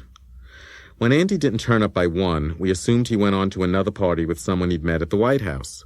But by 2, we were beginning to really worry. Had he lost his car? Forgotten the hotel? Was Andy really as hopeless on his own as he pretended to be? Maybe it wasn't an act. And then Andy, feeling no pain, tottered in. "Oh, God," he said, "I had the best time. It was just so up there, so glamorous. But I had to run from the red room to the green room to the blue room because the Empress was following me, and I was so afraid she was going to ask me to dance." "She was following you?" I interrupted. "Well, she kept ending up in whatever color room I went in, and I didn't want to take any chances, so I kept changing colors. But she was really, really kind and so beautiful. Oh, God, you should have been there, Bob. You would have loved it. First, these really, really good-looking Marines." He suddenly stopped to pull off his suit pants, revealing the Levi's underneath. Only Andy, I thought. He turned on his tape recorder and tried to tell the story in order. "Oh, and Bobby Zarum was there," he began. Bobby Zarum? I liked Bobby Zarum. He was a great PR man, but he wasn't the first name I expected to hear in a description of a state dinner. "Uh-huh," said Andy. "He came after dinner because Anne Margaret gave a command performance, and she's his client. And Alan Carr was there, too, because he's her manager. I should have said you and Jed were my manager and PR man, and you could have come after dinner, too. Alan was great. He helped me hide out from the Empress." I asked him if Betty Ford had asked him to dance. No, she didn't care about dancing with me. She was dancing with Fred Astaire. Fred Astaire was there? "Yeah, and he looks just like an older Fred Hughes." "He does, Bob. He really does." "Oh, let me start from the beginning. First, the car pulls up to this door with an awning, and it looks glamorous and everything, but it's really the basement. And this beautiful girl asks you your name, and then this good-looking Marine takes you to the staircase, and then another good-looking Marine takes you up the stairs, and then he leaves you, and another good-looking Marine brings you into the big room where you have drinks. And then they don't play Hail to the Chief because that's what Nixon did. And suddenly the President and Betty and the Shah and the Empress are just there in a row, and another Marine asks you your name, and he tells it to another Marine who tells it to the President, who says, 'Hello, Andy.' So who were you sitting between at dinner?" I asked. "Oh, that was really glamorous, really glamorous. Nancy Kissinger. But she just drank milk. I guess she has an ulcer. And smoked. God, she really smokes. And I didn't know what to say to her. And on the other side, I had this really great, funny little lady whose husband owns a bank in Texas, and she was wearing this dress she made herself out of a lace tablecloth. I mean, isn't that nutty? Your husband owns a bank in Texas, and you're invited to the White House, and you make a dress from a tablecloth?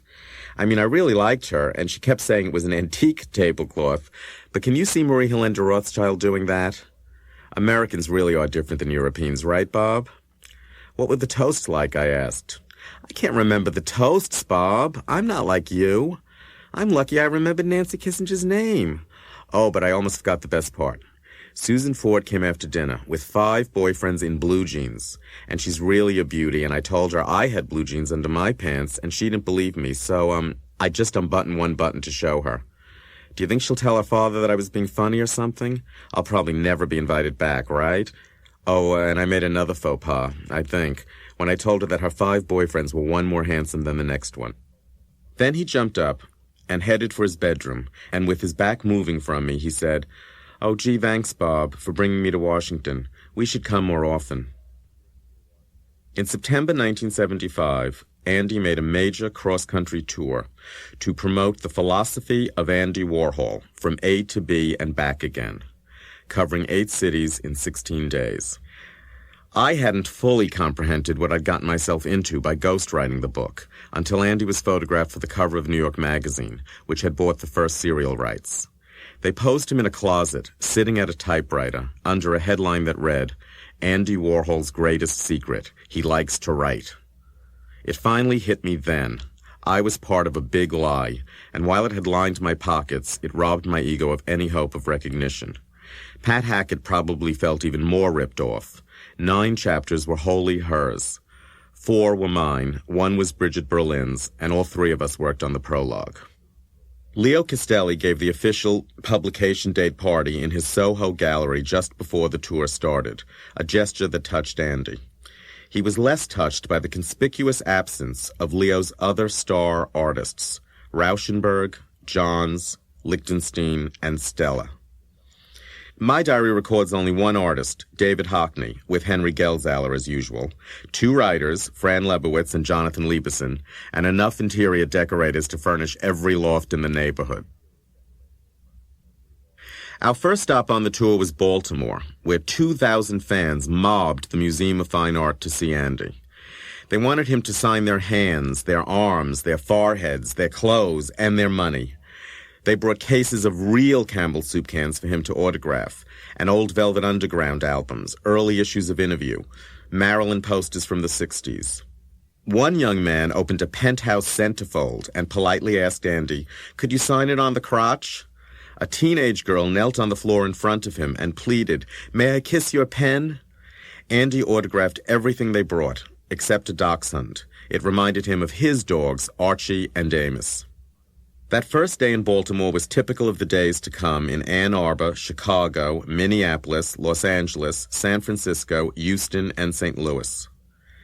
In every city, Andy did book signings in galleries and museums, as well as bookstores, and in every city we went to dinner with potential portrait clients, most of whom were duds. What was most amazing in every city was the size and scope of the turnout for Andy's public appearances. He never sold less than 150 books at a signing, and sometimes he sold twice as many in the usual 2-hour stretch. Andy noticed that blacks never came to his book signings in any city, including New York, and on the single occasion when an ill-dressed youth said that he couldn't afford to buy a book, Andy bought one for him, and then took it off his expenses as, "Book for poor kid, $7.95. But most bookstores and art galleries are on the right side of the tracks, and Andy noted over and over and over how rich America is. He tended to equate the wealth and beauty of a city with the number and size of its skyscrapers, but was always let down when we actually stayed in one and the windows didn't open. And room service was always lousy. God, the eggs they put in the pancakes are probably fake, and the club sandwiches have fake turkey, and the chocolate cake has vanillin instead of vanilla. Andy solved the problem by ordering only steak, sometimes even for breakfast, even though it was bad for his chronic gallbladder condition.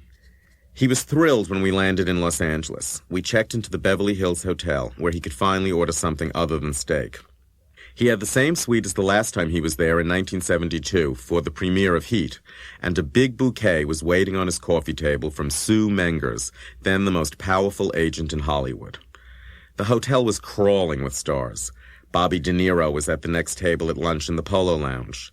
We crossed paths with Dustin Hoffman in the lobby, and when Steve Lawrence and Edie Gourmet rushed by to join him, Andy couldn't keep himself from gaping. Art Linkletter was lolling by the pool, and Neil Sedaka was being paged. Lorna Luft took us to Liza's house high in the hills. Liza whipped up daiquiris in the kitchen, and her then-husband, Jack Haley Jr., called out for Kentucky Fried Chicken. "This is so glamorous," Andy whispered to me. "I mean, it's not like seeing the stars at a premiere in New York. It's really being at home with them on any old night in Hollywood, Bob." Andy still had hopes that a Hollywood studio would finance one of his movies. Brooke Hayward took him to lunch with the president of MGM, but Andy hated him. Andy, it seemed, was destined to be disappointed in Hollywood. He always just missed. Producer Ray Stark wasn't home when his daughter Wendy took us to see his art collection, and even the note that had come with Sue Menger's bouquet had read, "Wish I were here, but business called me out of town." Still, Andy said Los Angeles was his dream city, and, "Oh gee, maybe we should buy a house here and use it as an interview office." Fred, Jed, and I were all for it. But none of us, especially Andy, would ever dream of living in San Francisco after the day we spent there. Squeaky Fromm had attempted to assassinate President Ford there the day before we arrived, and Andy wasn't calmed down by a death threat note that awaited his arrival at the Fairmont Hotel on Nob Hill. We had a Pinkerton guard at his book signing that afternoon. The turnout was sizable and fairly typical, with a few more coquettes and other transvestite types than any other city, but not that many. But even the guys in jeans and windbreakers seemed to have a chip on their shoulder. They wanted to know why Andy hadn't come out in his philosophy book, why he'd sold out to business art, why he didn't do more for the movement and the revolution. Andy just murmured, Oh, I haven't? And signed as fast as he could. One particularly belligerent fellow in a work shirt came up to Fred and me and demanded to know why we were wearing ties. The tie is a symbol of capitalist oppression, he insisted. Andy used to stand for liberation. You guys are nothing but a bunch of fascists. One night in March 1976, in exchange for ads and interview, Andy was co-hosting a promo party I'd arranged at the Time Life building with Terry Ellis, the president of Chrysalis Records. It was called for 9, and by 10, everyone was there, wondering what had happened to Andy. He was having dinner first with Catherine Guinness, and she had promised me that she'd get him to the party at a reasonable hour. My stomach twisted when she arrived without Andy at 10:30, and when she told me he had gone home to bed, it tied itself into a double Windsor knot. I found a phone and called him, begging him to come. "Oh, I'm too tired," he said. "But it's your party, Andy. It's your party, Bob. Go back to work." I downed a vodka to work up the courage to tell the president of Chrysalis that Andy wasn't coming. Fortunately, I ran into Fred first, who said he would call Andy. I stood there as he tried to reason with Andy, who obviously wasn't budging. "Why are you doing this to Bob?" Fred pleaded. And then, turning to me, he said, "He hung up on me." We both headed for the bar, where we found Vincent Fremont, who said he'd go to Andy's house and try to get him to come. While we waited, having reassured everyone, especially the president of Chrysalis, that Andy was on his way, Fred and I tried to figure out why Andy was torturing me. The reason we decided was pretty obvious. I was leaving for a week's vacation in a couple of days. Andy hated vacations almost as much as he hated raises. And to make matters worse, I was going with a real friend named Kevin Farley, not an advertiser or a potential portrait. As Andy had put it when I first asked him for the week off, "I'm not paying you just to go anywhere with anybody." When Andy finally arrived, he said, "Oh, hi, Bob," as if it were perfectly normal to show up for a party he was hosting 2 hours late. "Gee, what a great party." Then he made a beeline for Linda Stein, the wife of the president of Sire Records, saying, "She could get us Elton John's portrait. Did you ever think of that, Bob?" In the spring of 1976, Andy was also turning the screws on Fred and Jed pretty regularly. The problem was his new movie, Bad. The factory's only 70s movie not directed by Paul Morrissey, Andy Warhol's Bad, had started shooting at the end of March 1976 in a rented studio on East 19th Street, with Jed directing a screenplay written by Pat Hackett. Carol Baby Doll Baker had been cast as the lead, and Perry King, the star of Mandingo, as her criminal son. The Bad story had started back in 1973, when we first met Robert Stigwood. Stigwood had produced Jesus Christ Superstar. He was the manager for the Bee Gees. He had a private plane, a yacht, and a castle in Bermuda. Like Andy, he was not an easy man to get to know. He maintained his cool but pleasant distance, while letting his entourage do most of the talking for him. All through 1974 and early 1975, we edged closer to a bad deal. But just when we thought everything was set, everything started changing. Stigwood was worried about Jed being too soft-spoken to direct. Money was another problem. I was present at parties when Andy begged, his word, movie producer friends like Franco Rossellini and Lester Persky to co-produce Bad. The problem with begging, especially at parties, is that people wonder why you're so desperate. The more Andy went on about Jed being the best director and the best movie editor and the best decorator, he really, really is, I really, really mean it, the more people wondered what was wrong with Jed and why Andy didn't back him with some of his own money. When it became apparent that Andy wasn't going to invest a cent, Fred saved the day. He put in $200,000, his entire life savings, Andy told me, smiling. I was shocked that Andy let him go through with it, and disgusted. And from then on, I always made a point of saying that I worked for Andy Warhol and Fred Hughes. Jed finished shooting Bad in June and edited it all summer. In September, we had the first screening, and everyone said they loved it, but no one jumped to pick it up for distribution. Despite, or perhaps because of, the bad mess back home, Andy, Fred, and I were constantly traveling in 1976. In February alone, Andy's art business took us from Birmingham, Alabama, to St. Moritz, Bonn, West Germany, and Naples, Italy. In Bonn, Chancellor Willy Brandt, puffing a Churchillian cigar, set for his portrait at the Hermann Wunsch Gallery.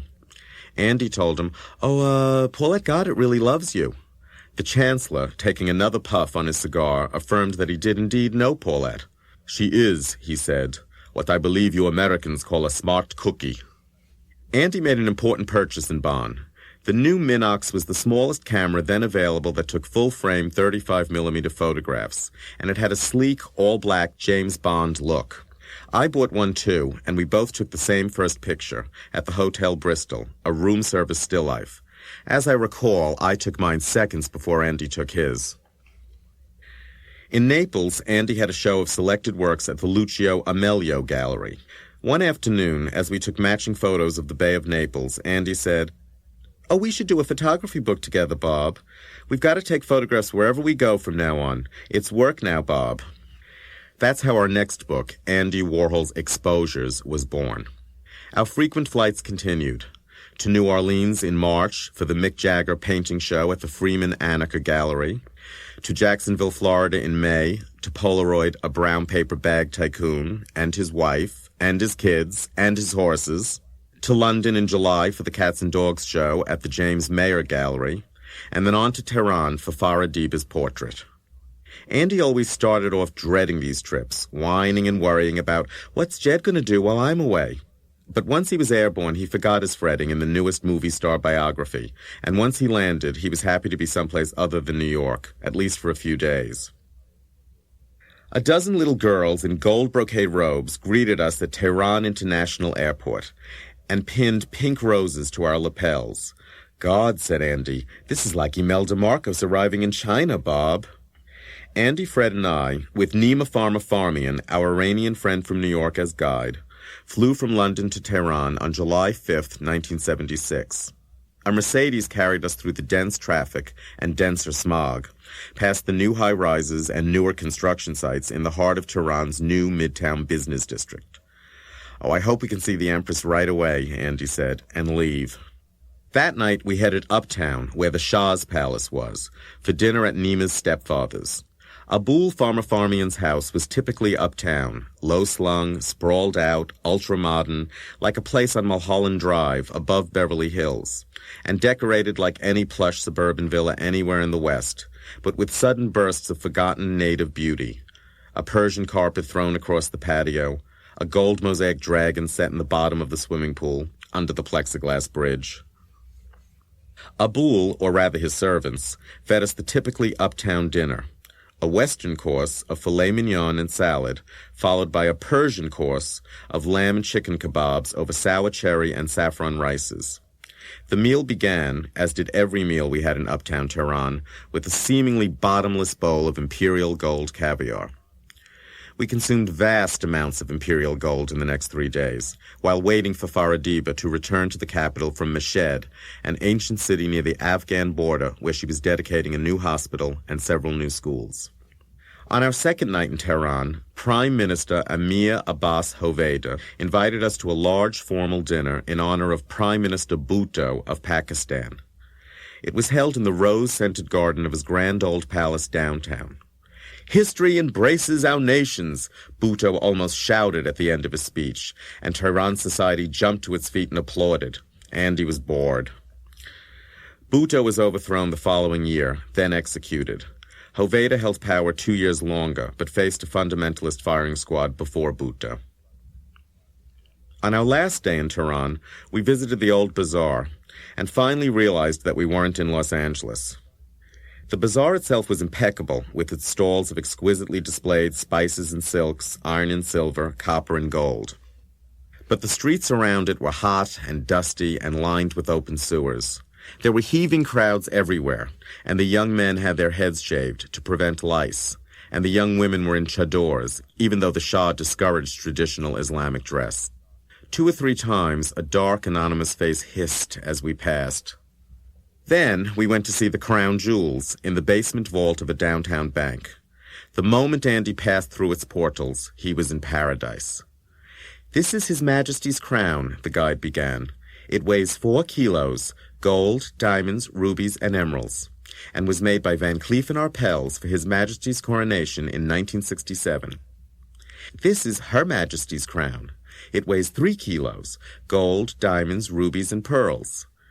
This is the old Reza Shah's crown. It is so heavy it had to be suspended from the ceiling when he wore it. In the middle of the room was the legendary peacock throne, 50,000 carats of precious gemstones set in 16 sections of solid gold so that it could be taken apart to be moved to the palace. Andy, when he regained his speech, said he was most taken by a solid emerald snuff box, seamed in diamonds, which the guide noted was valued at $5 million 10 years ago. I was most interested in the 6-foot round globe of the world made for the Shah's father. The seas were covered in emeralds and the continents in rubies, except for Iran, which was paved in diamonds. "Oh, gee," said Andy to the guide at the end of the hour-and-a-half tour. "Thanks a lot. This was the best time we had in Iran, or anywhere." The guide made his day even sweeter when she thanked him, saying, "Our last visitor was Elizabeth Taylor. She has a very big diamond ring, but you know more about stones than her, Mr. Warhol." It was a successful trip. Faradiba ordered 8 portraits for the palace in Tehran, 2 more for the main office of Iran Air and the National Bank of Iran, and another 2 for the embassies in New York and Washington, 12 in all for a total fee of $190,000. I received 10%, my first big commission, and Andy's dream of the perpetually multiplying portrait seemed to be coming true. It was 11:30 on a spring morning in 1977 when I arrived at the office, horrendously hungover from the previous night's blitz of vodka, coke, and Quaaludes. But I wasn't seeing things. That was a hairy arm stuffed up a hairy anus in the Polaroids neatly arranged across the top of my desk. My shelves were lined with other shots of more predictable penetrations. Oral genital, oral anal, all male on male, and an extreme close-up. It wasn't the first time that Andy had left the results of one of his Polaroid orgies to dry in my office, but I wanted it to be the last. When Andy arrived an hour later, I gave him a piece of my mind. "Am I supposed to have an advertising meeting in here with these cocks all over my desk? What about the girls who work here?" Andy was nonplussed. "Just tell him it's art, Bob. They're landscapes." "They might resemble landscapes when you get done with them, Andy, but right now they look like porn pictures, and I'm sick and tired of finding them on my desk every other morning." "It's a good idea, Bob. You know it is. I mean, look at this. Can you believe how far they can stick their arm up their ass?" "I can believe anything, Andy." He was holding the fist-fucking shot up to his glasses, examining it as if it were some exotic new gem discovered in the jungles of Brazil. "I mean, it's so abstract." A few days later, my office was strewn with genitalia again, and this time I shouted at him that I'd tear his landscapes into 1,000 pieces, and then they'd really be abstract. More and more, he seemed to be going out of his way to provoke me, as if he wanted me to have a temper tantrum, as if he liked me to look bad in front of the rest of the staff, while he stood there like an unfairly chastised little boy. I wasn't the only one, however, shouting at the boss and coming in later and later with heavier and heavier hangovers. Fred was even angrier by day and even more blitzed by night. "I think it's strange," a close factory friend told me one night when I was in a complaining mood, "that the 2 top men in Andy's organization are so miserable." I lit another joint and changed the subject. Deanna Vreeland had her own take on what was going on with Andy and you boys. You protect Andy, you guide Andy, you talk for Andy, you write for Andy, you do business for Andy, you give Andy all your ideas. Well, what does Andy do? He takes too much from Fred and you, Bobby, and it's not good. That's why he's not avant-garde anymore.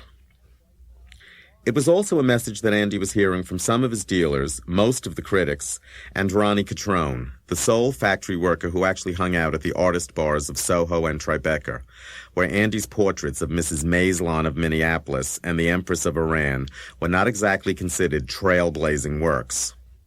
Evidence was also mounting that when Andy tried his hardest to be commercial, he had his biggest commercial flops. The 1976 Cats and Dogs series, the 1977 Athletes series, which included portraits of Muhammad Ali, Dorothy Hamill, Tom Seaver, Chris Evert, and Jack Nicklaus. The athletes were shown in New York, London, Toronto, and Cologne. But everywhere the critics yawned, and the sports fans wondered why Andy had painted O.J. Simpson in pistachio and cantaloupe. Andy's most successful show in 1977 was of his least obviously commercial series, The Hammer and Sickles, at the Daniel Templin Gallery in Paris.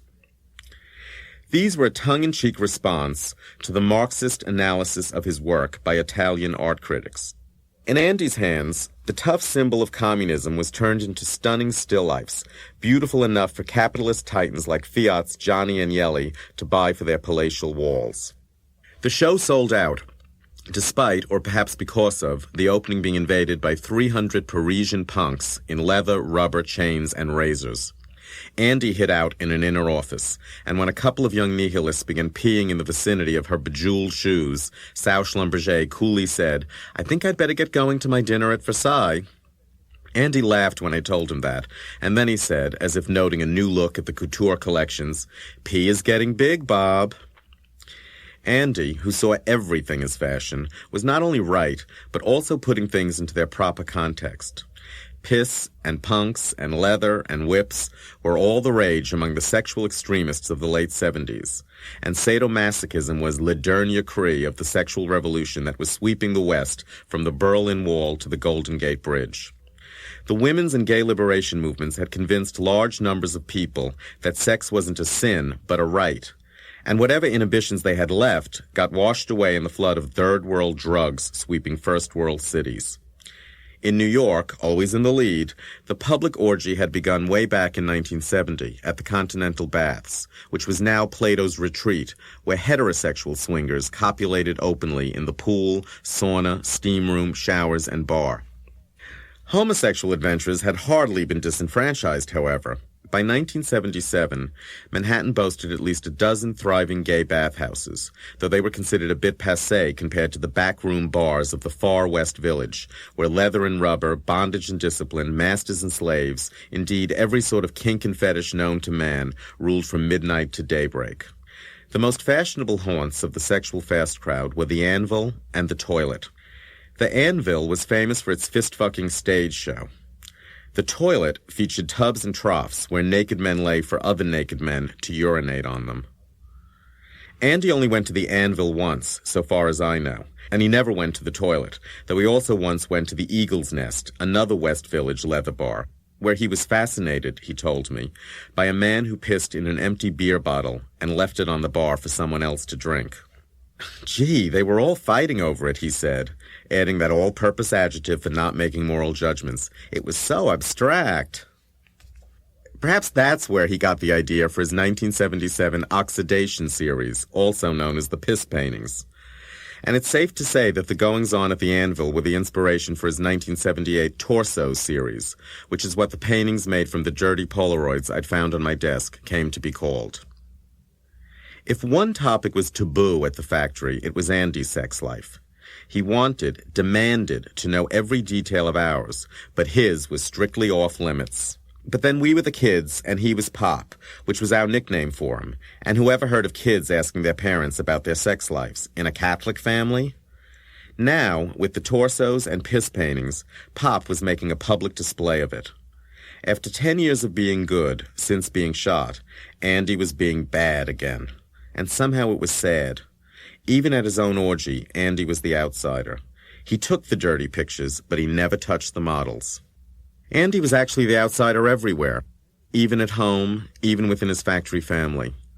On August 6, 1977, we celebrated his 49th birthday at his house in Montauk. It was just Andy and the kids. We had a casual dinner around the big picnic table in the kitchen. Later, we put some old rock and roll records on the stereo in the living room. We all danced in quickly shifting couples and groups, except Andy. He stood on the edge of the room, snapping an occasional Polaroid, looking a little bored and very lonely. I tried to pull him into our sock hop, but he pulled back and whimpered, "You know I can't dance, Bob." I stood with him for a few minutes, so that he wouldn't be the only wallflower at his own birthday party. "Gee," he said, in that wistful tone he used when he was feeling sorry for himself, "you kids get along so well." Then he slipped away to bed, leaving us to twist and shout.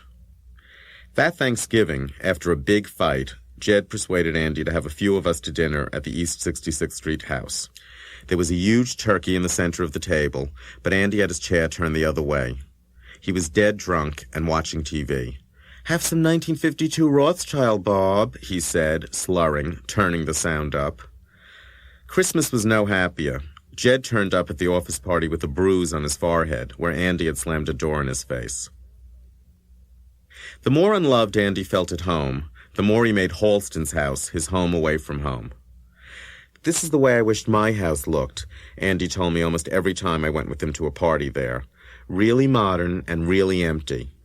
The truth of the matter is that Andy envied Halston his success, his glamour, his tall, smooth, handsome look. As Halston told me, "Andy came to my house maybe 10,000 times. I never went to his house once." "Gee," Andy said again and again and again, "Halston really does have all the greatest girls at his house." At the factory, we jokingly called it Halston's House for Wayward Women. Bianca Jagger moved in after she left Mick. Liza Minnelli was divorcing Jack Haley Jr., Marisa Berenson was divorcing James Randall, and Barbara Allen had broken up with Philip Niarchos after a 3-year courtship. They all came to Halston for a shoulder to cry on and new dresses to wear in pursuit of new beaus. They weren't wildly promiscuous, just modern women playing the field, hoping to find a love that would last. They mostly dated one guy at a time, though sometimes it was the same guy. Ryan O'Neal certainly made the rounds. Andy was almost obsessively fascinated by the romantic adventures of Liza, Bianca, Barbara, and Marisa. At Halston's little parties for 6 or 8 close friends, the girls spun out their tales of marital woes and divorce court complications, and Andy, playing the good Catholic to the hilt, always vociferously encouraged them to go back to their husbands. "Halston wants them to get divorced," he told me, "so he can have them all around them, but I told them to stay married." Of course, in his priestly mode, he also tried to get them to confess their sins, and hung on every juicy detail he could coax out of their hearts and into his tape recorder. His constant taping and picture-taking gave Andy a role to play at Halston's parties, but it was a role that put more distance between him and the other players. It made the stars feel more star-like to have Andy lurking on the edge of the action, stealing glances through his Minox, nudging his Sony closer to catch their every breath. But it also put them off, tired them out, made them weary of Andy and his presumptuous intrusiveness. That's why I often wrote in my diary in those days, Andy was the life and death of the party. It will be called Studio 54. It's in the old CBS studio where the $64,000 question used to take place. Before that, it was an opera house. The opening night will be more like going to a premiere than going to a discotheque. I'm very excited about it because I think it could help change a little bit the lifestyle of New York. That last line turned out to be the most prophetic understatement of the disco decade. It was from my interview with Carmen Delicio, a Peruvian-born party promoter who knew everyone young, beautiful, and loaded in the jet-set triangle formed by Rome, Rio, and Manhattan. She had been hired to launch Studio 54 by its owners, Steve Rubel and Ian Schrager, who were not yet familiar with the ins and outs of the international social scene, though they learned very, very fast. Carmen's interview ran in our April 1977 issue, just in time for Studio 54's opening, which was more like a riot than a premiere. It marked the beginning of an intense, symbiotic relationship between the magazine and the club, each feeding the other's glamour, elitism, and cachet. It was as if Pravda had found its Kremlin, or the Vatican its L'Osservatore Romana. Bianca Jagger's birthday bash in May 1977 was the first in a long line of ever more elaborate private parties at Studio 54. Steve controlled the guest lists and press coverage for these exclusive and raucous affairs. But it was Ian Schrager who created their dramatic and original themes, from the invitations to the busboys' brief uniforms. "Gee, why can't we do a play like this?" Andy said at Bianca's party, as a naked black couple, their bodies washed in gold stardust, led a gold-harnessed white pony through a curtain of gold mylar streamers onto the dance floor. Bianca, who just happened to be wearing white and gold too, hopped onto the pony, much to the delight of the paparazzi, who almost outnumbered the 100 guests invited by the host, Halston.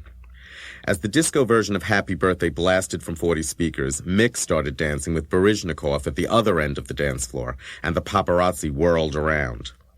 By the time of Steve Rubell's birthday party in December 1977, the mob trying to get into Studio 54 was so large and so out of control that the police had to close the street to traffic, and the invited swells had to leave their limos on edgy 8th Avenue and walk the last half block.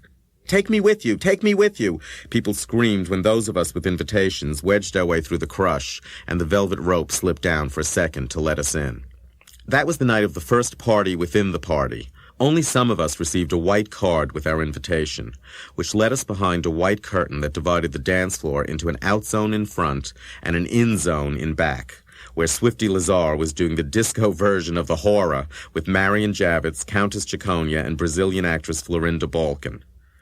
That was also the night that Sly Stallone made his first appearance at 54, surrounded by 4 muscular bodyguards. Andy was desperately trying to squeeze the Minox between the pecs and abs for a shot of Rocky. In March 1978, Elizabeth Taylor celebrated her birthday at Studio 54. In deference to the presence of a United States Senator, the guest of honor's husband, Steve and Ian had attendance in the restrooms for the first and only time I can recall. I know because one of them told me, "No men in the ladies' room," when Margaret Trudeau tried to take me in with her. Otherwise, it was monkey business as usual at Studio 54. The highlight of that party came when the Rockettes, all 48 of them, wearing black leotards and holding sparklers, formed a circle around the birthday cake, a portrait in buttercream of the birthday girl. Halston led Elizabeth to her cake, and she made a wish and cut the first slice right out of her left bazoom. The paparazzi flashed like lightning as she devoured her own frosted nipple, then waltzed with Halston while the Rockettes did high kicks all around them. Andy and Bianca were standing close by, smooching for the cameras.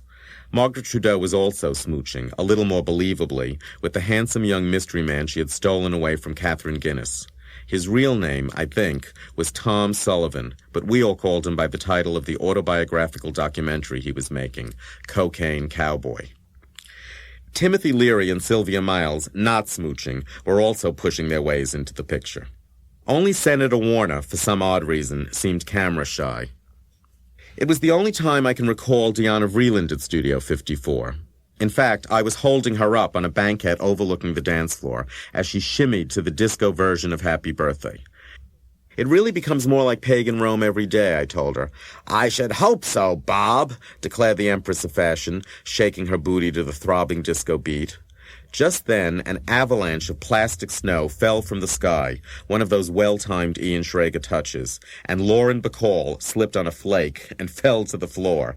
"There goes Betty," said Diana as the paparazzi zoomed in for the kill. Everyone wanted to go to Studio 54 because it broke down all the old-fashioned barriers between gay and straight, young and old, rich and poor. It was a place where you usually knew half the people and wanted to know the other half. A tossed salad is what Steve Rubell always said he wanted it to be, and that's what it was.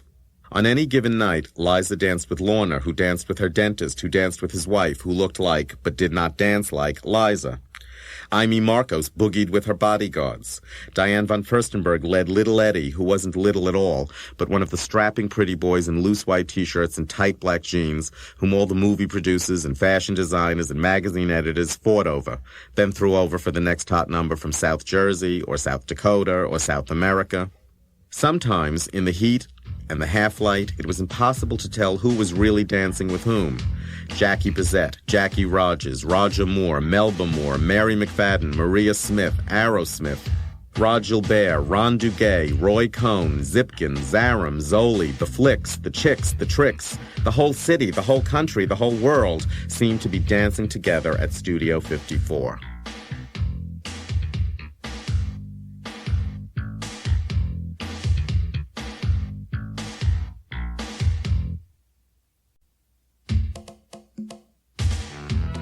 My favorite dancing partner was Truman Capote, or rather, I was his. It began at the Elizabeth Taylor birthday party, when Dee Dee Ryan asked him to dance, and much to my surprise, he replied, "I'll only dance with Bob Colacello." Truman had been pursuing me, for some reason, for some time. 2 months earlier, in January 1978, Andy and I were interviewing Lucy Arnaz at Quo Vadis. Truman was lunching at a corner table. As we walked by on our way out, he piped up in that squeaky, insinuating voice of his, "Hi, Andy, and how are you, Mr. Colacello?" A month later, I ran into him at Studio 54. "And how are you, my precious?" he asked. "I'm still reading your column faithfully. I know everything you do and everyone you see. You should call me up and come over to my place at the UN Plaza sometime." A week later, we were dancing together at the Elizabeth Taylor party, and a week after that, we were dancing together at Halston's big ball for Liza's birthday at his new Olympic Tower headquarters. "Gee, Truman really likes you, Bob," said Andy. He made it sound like a death in the family. Perhaps it was just too hard for him to watch one of his kids being pursued by the idol he'd been pursuing since 1949. When I went to see Truman about a week later, he was dancing in the hall outside his apartment and making little devil's horns behind his ears with his fingers. For a second, I thought that Andy had been right. Truman was going to pounce on me. "You're going to have to pay the price now, Bob," Andy had insisted. When I said that Truman only liked middle-aged men, Andy told me that I could look middle-aged, and perhaps at the rate I was going, I did. Truman's apartment was on the 21st floor, facing the United Nations. It looked like a grandmother's apartment, but empty. That is, it lacked the clutter of a grandmother's apartment, but every piece of furniture and every object was like something your grandmother would have.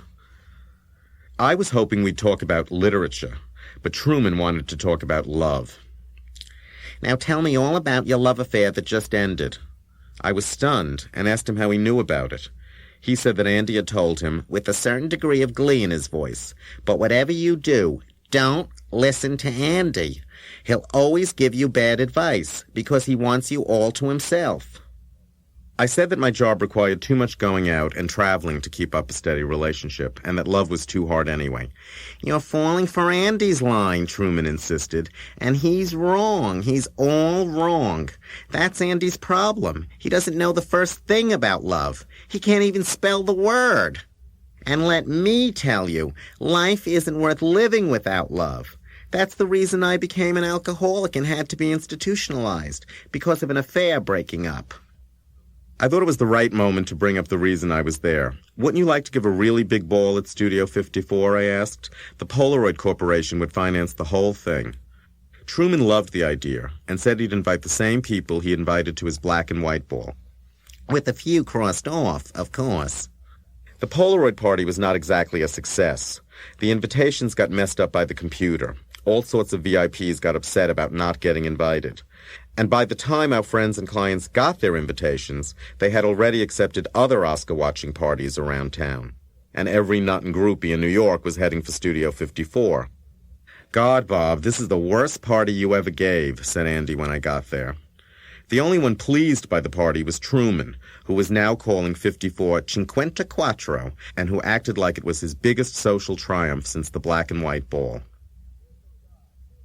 "Kill the Shah! Kill the Shah! Kill the Shah!" screamed hundreds of demonstrators in ski masks as cops on horseback pushed them back across Fifth Avenue, away from the Pierre Hotel, where the Empress of Iran was receiving a Human Rights Award at a July 1977 luncheon. It was that Imelda Marcos scene all over again, but bigger, nastier, closer to real violence. The Iranian connection was becoming controversial, and for better or for worse, we were connected with the Iranians, and getting more connected every day. But Andy didn't want to see it that way. He preferred to think that we could go on taking their money without taking the political heat that came with it. So when the Shah's twin sister, Princess Ashraf, invited us to a ball at her Beekman Place townhouse, Andy accepted with alacrity. Andy and I were among the handful of Americans at the ball, along with Congresswoman Bella Abzug, who was the American delegate to the United Nations Commission on Women's Rights. Princess Ashraf was its head. All the Iranian women were wearing enormous taffeta ball gowns from Saint Laurent's new couture collection. Andy was beside himself. "Gee, this is the most beautiful party I've ever been to. God, every one of Eve's dresses cost $10,000. Oh, it's such a glamorous party. I wish every party could look like this. It's like, a dream, Bob." A dream that was coming to an end. I wasn't the only person who was drinking a lot in the 70s. I drank 8 or 10 vodkas a day, starting at factory lunches. Just as I wasn't the only person who was making more and more trips to the bathroom for a sniff, a snort, a hit, or a blow of some Coca-Cola, vitamin C, white magic, or snow. By the middle of the decade, cocaine was suddenly everywhere, or at least everywhere we went, with the possible exception of the Iranian embassy. It went from something people tried to hide, except among close friends, to something people took for granted and shared openly. Of course, none of us thought cocaine was really dangerous or even addictive back then.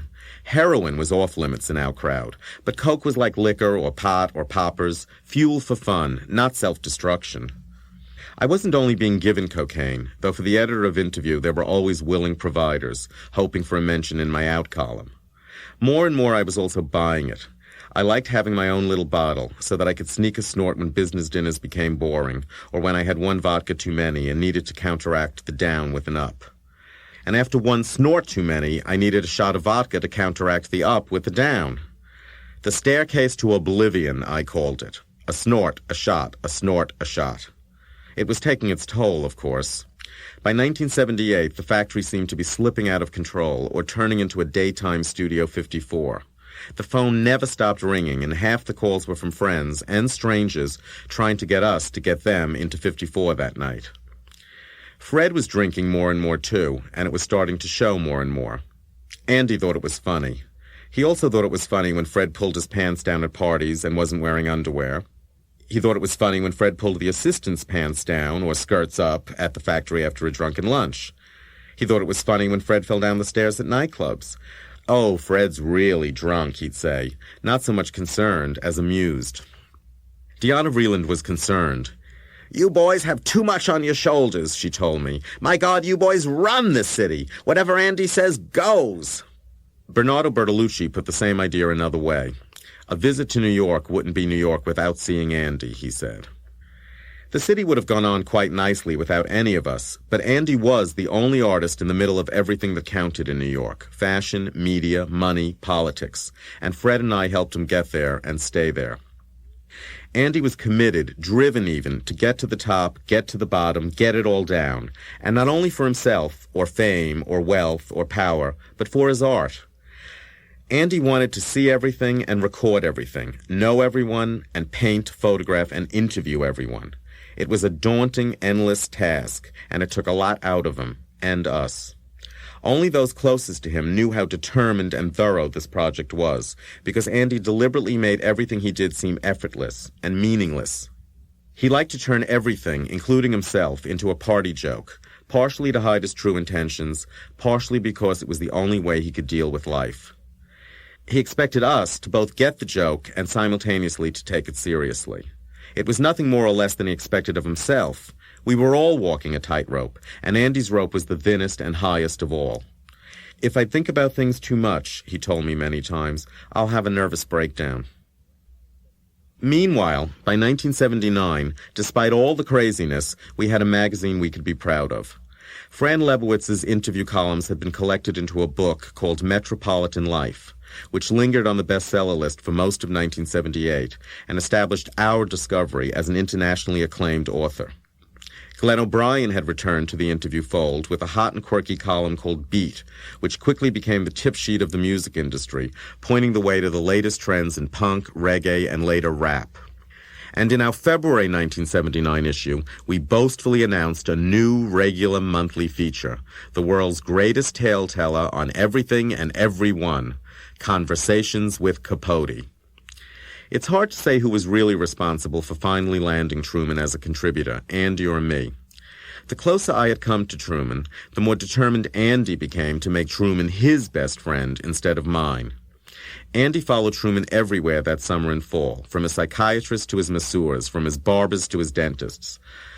Oh, the greatest thing happened on First Avenue today, he told me after one of their dates. This guy stopped in front of Truman and me and said, "Two living legends, wow, isn't that the greatest, Bob?"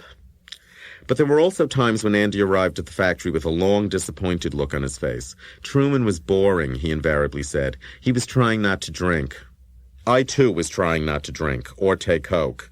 In the fall of 1978, my doctor told me that I had toxic hepatitis, a self-induced condition that could lead to cirrhosis of the liver. "You're 31, he said, but your liver's 61. Andy insisted that I was a hypochondriac. Truman started inviting me to swim with him in the pool at the UN Plaza Hotel. Or rather, whenever I arrived, Truman would say, "What took you so long? I've already done 200 laps." After one of these swims, Truman asked me if I could get somebody to roll 100 joints as a present for a friend's birthday. "He loves to smoke, but he doesn't know how to roll the stuff," Truman said. I wondered why Truman immediately started smoking the joints himself. Less than a week later, he was on the phone asking for 100 more. Between swimming with Truman, smoking pot with Truman, dining with Truman, and dancing with Truman, it suddenly occurred to me that we should put Truman on the cover of Interview. Andy loved the idea. He already had entire days of Truman on tape. But Truman wanted Andy to paint his portrait for the cover, and Andy never did interview covers. We can only mix the businesses up so much. We came up with a counter-offer. Andy would do Truman's portrait, not as a cover, but as a personal gift, in exchange for Truman contributing a piece to Interview every month for 1 year. "He really wouldn't have to do anything," Andy said. "Tell him that I'll just tape him with any person he wants every month, and then we'll type it up and he can make something out of it. Tell him it's a new way to write without writing. Oh, I'm sure he'll go for it." Truman went for it.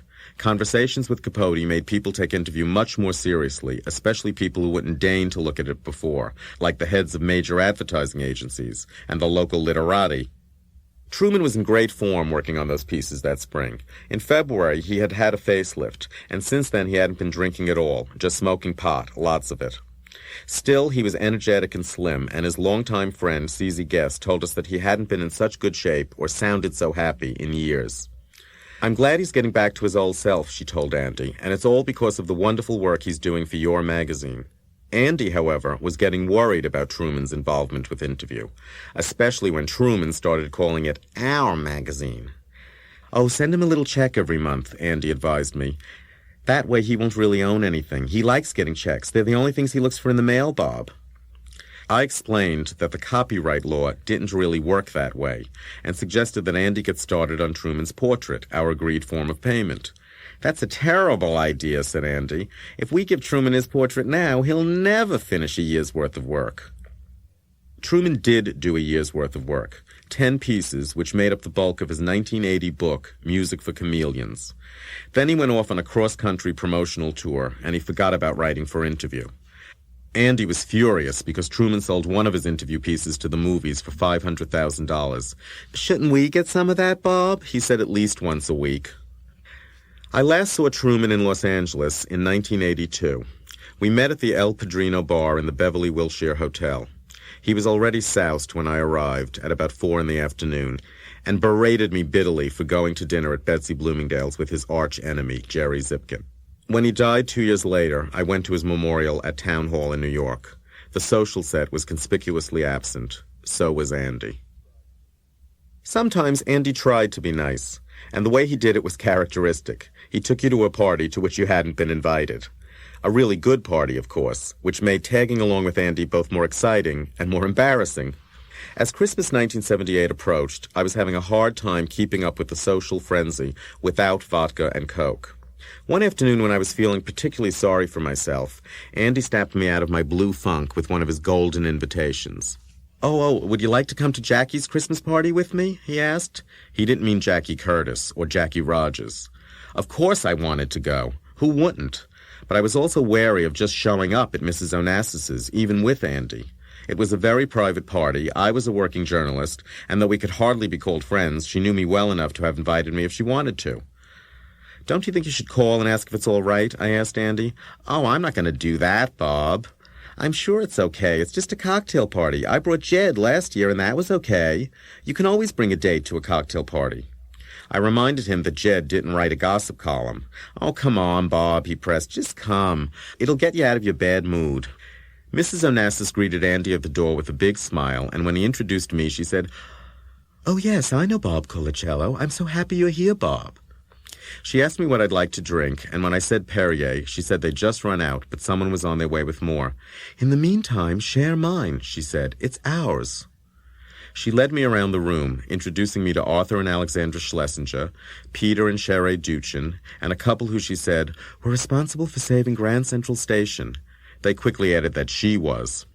Andy sidled up with Caroline Kennedy and told me, Bob, Caroline wants to tell you something. Caroline said, I hope you're not writing this up in your column with everybody's name listed or anything. I assured her I wouldn't, and Andy assured her I wouldn't too. Lee Radziwill was there, of course, wearing purple evening pajamas by Valentino. Jackie's Valentino pajamas were red, and their good friend Karen Lerner's were black.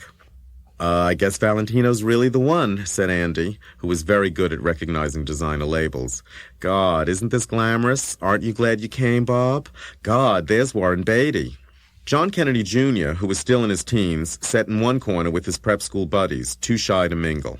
It wasn't a typical society cocktail party by any means. Intellectuals vastly outnumbered socialites. There wasn't a bejeweled European title in sight. Andy was thrilled when Jackie asked us to stay for a little dinner. Gee, said Andy when we hit the street, she really loved you, Bob. She even let you drink from the same glass. I wouldn't do that. Aren't you glad you came? The next day, Andy came into my office and said, You're not going to believe what just happened. Jackie just called and told me off. She said, How dare you bring Bob Colacello to my house, Andy? He writes a column. Can you believe it? I mean, it was like a whole different person. I was stunned, but I couldn't help but admire the brilliance of both her strategy and her manners. She had done nothing to make me feel uncomfortable. On the contrary, she'd won me over. And then she'd put her foot down with my boss the next day. I told Andy that I thought it was a clever and effective way to deal with the situation. How can you say that, Bob? She was being so mean on the phone. You should have heard her. I told her how nice you were, but she didn't care. Oh, she's really terrible. Who does she think she is? I hate her now. Andy simply couldn't understand why Jackie Onassis would be miffed at him for bringing an uninvited gossip columnist to her home. Invasion of privacy was an alien concept to him, unless, of course, he thought his privacy was being invaded. In November 1979, Andy's last major exhibition of the decade, Portraits of the 70s, opened at the Whitney Museum. This time the art world had to pay attention, though for the most part they didn't like what they saw. Robert Hughes delivered what he thought was a mortal blow in Time magazine.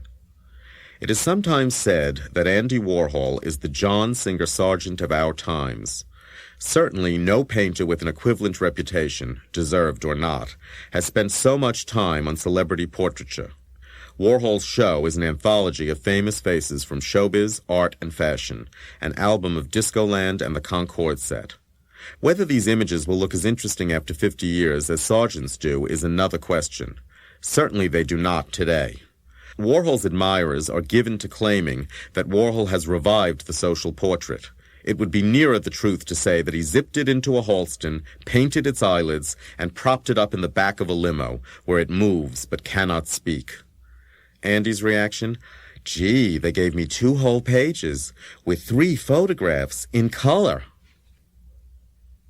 On December 21st, 1980, 4 days before Christmas, Jed left Andy. At first, Andy handled it the way he did his mother's death, and didn't tell anyone anything. When I called him the day after New Year's and asked him if everything was okay, he said in his fakest tone, Oh, yeah, everything's great. Couldn't be better. I'm so lucky to finally have that problem out of my life. And yet the man who swore he would never get involved again started getting involved again with someone new the very day after Jed left. John Gould was a young vice president at Paramount Pictures. Andy had Bridget send him a dozen red roses at his office, with the excuse that he might get us ads. When John called to thank him, Andy ordered Bridget to send him a dozen roses every day, still using the ads as an alibi. After 2 weeks, John asked Andy to stop. The roses were embarrassing him at work. Thus began another complicated, tortured, probably unrequited affair. The emotional turbulence of the past 2 years was taking its toll, and Andy's work showed it. But I wasn't sure if he cared. He got stuck in a rut of recycling old ideas, as if he were too tired or too distracted to come up with anything new.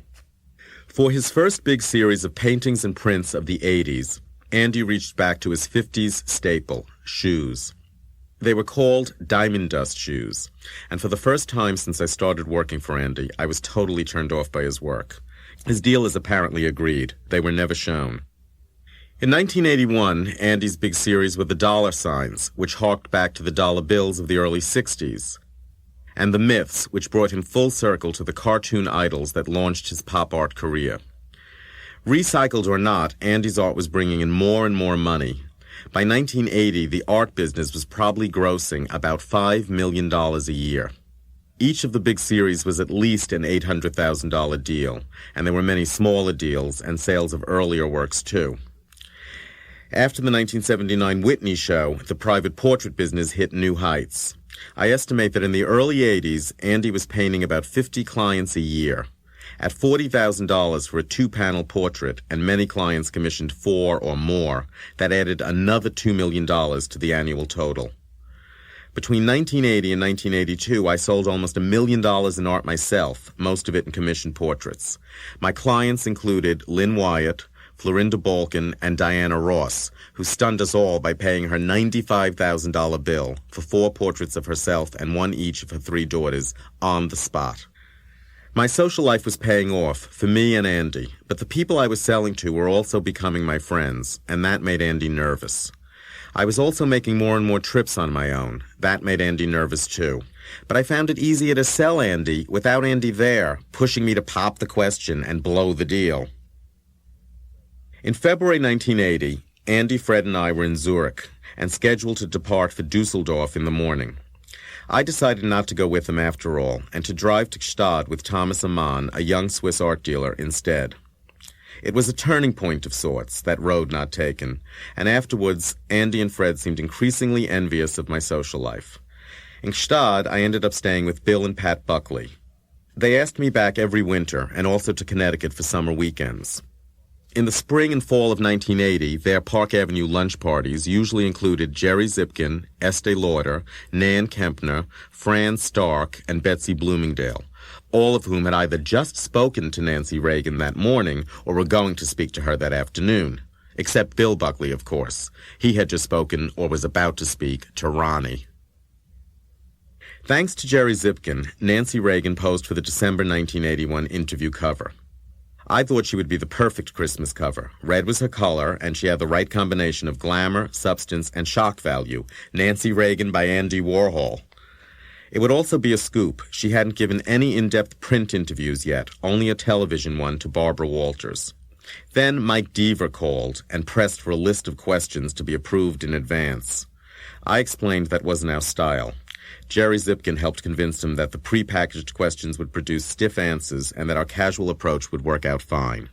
Finally, Mrs. Reagan's press secretary called to set the time and date. The day before our trip to Washington, Jerry called me. I just had this horrifying vision, he said, of Andy starting off the interview with one of those crazy questions of his, like, how big is the president's cock? So please, get it through that head of his. No sex questions. The first thing Andy said to Nancy Reagan when we arrived at the White House was, I have a bet with Doria that Ron will never get into the Joffrey 1. He was talking about Doria Reagan, who just happened to be my new secretary, and Ron Reagan Jr., who was still in the Joffrey Ballet's second company. Nancy Reagan didn't laugh. Then he went off into a long, fragmented riff about, how weird Hollywood people are, including his standard line, they talk behind your back instead of to your face. I think she thought he was talking about her. I'm sorry, Andy, she said several times. I just don't get what you're saying. Mrs. Reagan wanted to talk about her newly chosen cause, the anti-drug program. I think he thought she was talking about him. I never saw anyone take drugs, he said several times. Have you, Bob? I sat there, frozen in a cold fury, my mind emptying of all the serious questions I had planned to ask her. Later, Mrs. Reagan told Doria that she had been stunned when Andy went off on his long tangents, because she had been under the impression that he barely talked and that I usually asked most of the questions. She had felt sorry for me during the interview, Doria said, because Andy seemed to be deliberately throwing me off track. Mrs. Reagan called me at home when the Christmas issue came out. Hold a minute for Mrs. Nixon, the obviously ancient White House operator announced. When I repeated the line to Mrs. Reagan, it really broke the ice. She said she liked the interview, especially the preface in which we taped young Ron reminiscing about his mother. She loved the photographs and wanted to order one as a Christmas present for the president. She kept me on the phone for 20 minutes. She asked my opinion of her problems with the press, she giggled girlishly as I described the frantic social life of Gstaad, and she returned again and again to what was obviously the real purpose of her call. She was worried to death about her children being kidnapped by Libyan agents and pleaded with me to tell Ron and Doria that they must keep their Secret Service protection. "Just don't say it comes from me," she said, like a real mother. The Nancy Reagan cover was a home run, talked about, written about, praised, and pilloried. It so infuriated Alexander Coburn that he did a 4-page Village Voice parody, with Andy and me asking the same questions of Hitler. Even I had to admit it was funny, hysterically funny. In December 1981, I took what turned out to be my last trip to Europe with Andy and Fred. We flew to Brussels for an exhibition and back 4 days later, without stopping in Paris either way, as we always had. None of us could stand spending more time than that together. Even so, Andy and I had a nasty fight at a portrait-pushing lunch in Antwerp. "Bob's in the mafia," Andy told the table out of the blue. It was a line he liked to use every so often. I decided it was going to be the last time he did. "If I were in the mafia, Andy," I said calmly, "I wouldn't be sitting at this boring lunch trying to sell your boring portraits." In the car on the way back to Brussels, Andy told me I should leave my job if I was so unhappy. I said I was leaving Brussels on the first plane out. A few minutes after I got back to my room at the Hotel Amigo, a bellboy appeared with a big box of Belgian chocolates. The note said, "Kiss, kiss, Andy." Leaving a job of 12 years is never easy. Leaving a job that you think is your life is harder. It took me another year, but I think I had started preparing to go months before that fight in Brussels. Friends had introduced me to Morton Janklow, the famous agent, and the story of my years at the factory had come pouring out. Mort was fascinated. "It's amazing," he said, "how this seemingly weak, passive guy has completely taken control of all these bright, strong people. It would make a great book." He agreed to act as my behind-the-scenes advisor in negotiations with Andy. I knew if Mort called him directly, Andy would freak out. Agents, lawyers, and contracts were forbidden for factory workers. Basically, I wanted an increase in salary from $600 to $1,000 a week after 3 years without a raise, and a small percentage of interview. I asked Fred to lunch to discuss my proposals, but he never passed them along to Andy. Finally, in January 1983, when I asked Andy myself, he just kept saying, I can't, you can't ask me that, Bob." That did it. I called Mort to check my emotions, to make sure that quitting immediately was the right decision. "Go ahead and do it," he said. "I don't usually advise clients to leave a job until they have something else, but I think in your case you should. For the first time, I think you're really ready to do it, and that's the most important consideration." That night, I had dinner with Bianca and Barbara Allen. They wondered why I was so quiet. I couldn't talk, for fear I'd cry. It had finally hit me. I wasn't just leaving a job. I was leaving my baby, the child I'd watched grow month by month, year by year, for 13 years. Interview magazine. I quit the next morning. After he read my letter of resignation, Fred instructed everyone at the office to say that I was taking a leave of absence. Andy went to my sister Barbara, who was Interview's director of advertising, and told her, "Tell Bob if he can't find a new job after a couple of months, he can always come back." I avoided Andy all through the spring of 1983. When I did run into him, he bombarded me with backhanded compliments on the cover stories I was writing for Parade, where I had signed on as contributing editor. "Gee, your Twiggy story was great, Bob, but she doesn't look good anymore. Oh, I loved your story on Claire Booth Luce. You should marry her, Bob. We were going to do Jodie Foster, but then we decided she had too much publicity." I smiled and said nothing when he invariably asked, "So who are you doing next?" knowing full well he'd be doing them next too. 1984 was not a good year for Andy, and his frustrating affair with John Gould had a lot to do with it. John had mostly been staying at Andy's house since late 1982, but he also had his own apartment on the west side, one that Andy helped him buy. The gnawing question in Andy's mind was, what does John do there? He wanted John at his house all the time, and the more possessive Andy became, the more elusive John became. It's always invasive to speculate about another person's sex life, but it seems unavoidable in Andy's case. Sex was a major subject of some of his art and most of his movies. Sex, or the lack of it, might be the key to understanding his insecurity, cynicism, jealousy, and coldness. And whether he had sex with John, in particular, had direct bearing on Andy's physical and mental condition during the last 4 years of his life.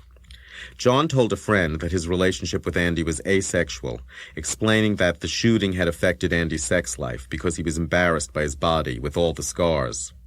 Chris Makos told me, "I just don't think that they ever did anything. That was what Andy was moaning and groaning about." AIDS hit the factory early, when it was still known as gay cancer. The first of our friends to go, in 1981, was Joe McDonald, the star model whose portrait Andy had painted back in 1975. Then Andy's friend from New York Magazine, Henry Post, got it. In the fall of 1982, it came closer.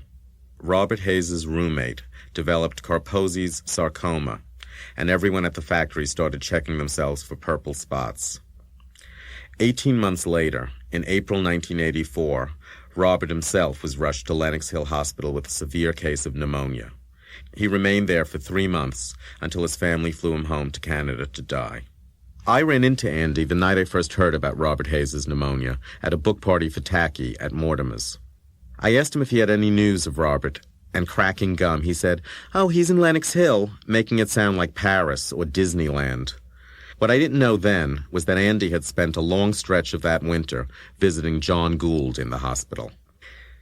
Actually, Andy took John to New York Hospital himself on February 4th, 1984. He too was suffering from pneumonia, and he was hospitalized for 18 days. Andy went to see him every night, staying until 11:30 most nights. The crisis brought Andy and John closer together at first, but the way John chose to deal with his illness eventually led him away from New York and from Andy, who tried his best to follow him every step of the way. When John gave up drinking, Andy gave up drinking. When John took up crystals, Andy took up crystals. When John joined a New Age movement called DMA, Andy joined too. Still, John accused him of persisting in his worship of fame and fortune and faking a sudden interest in inner peace.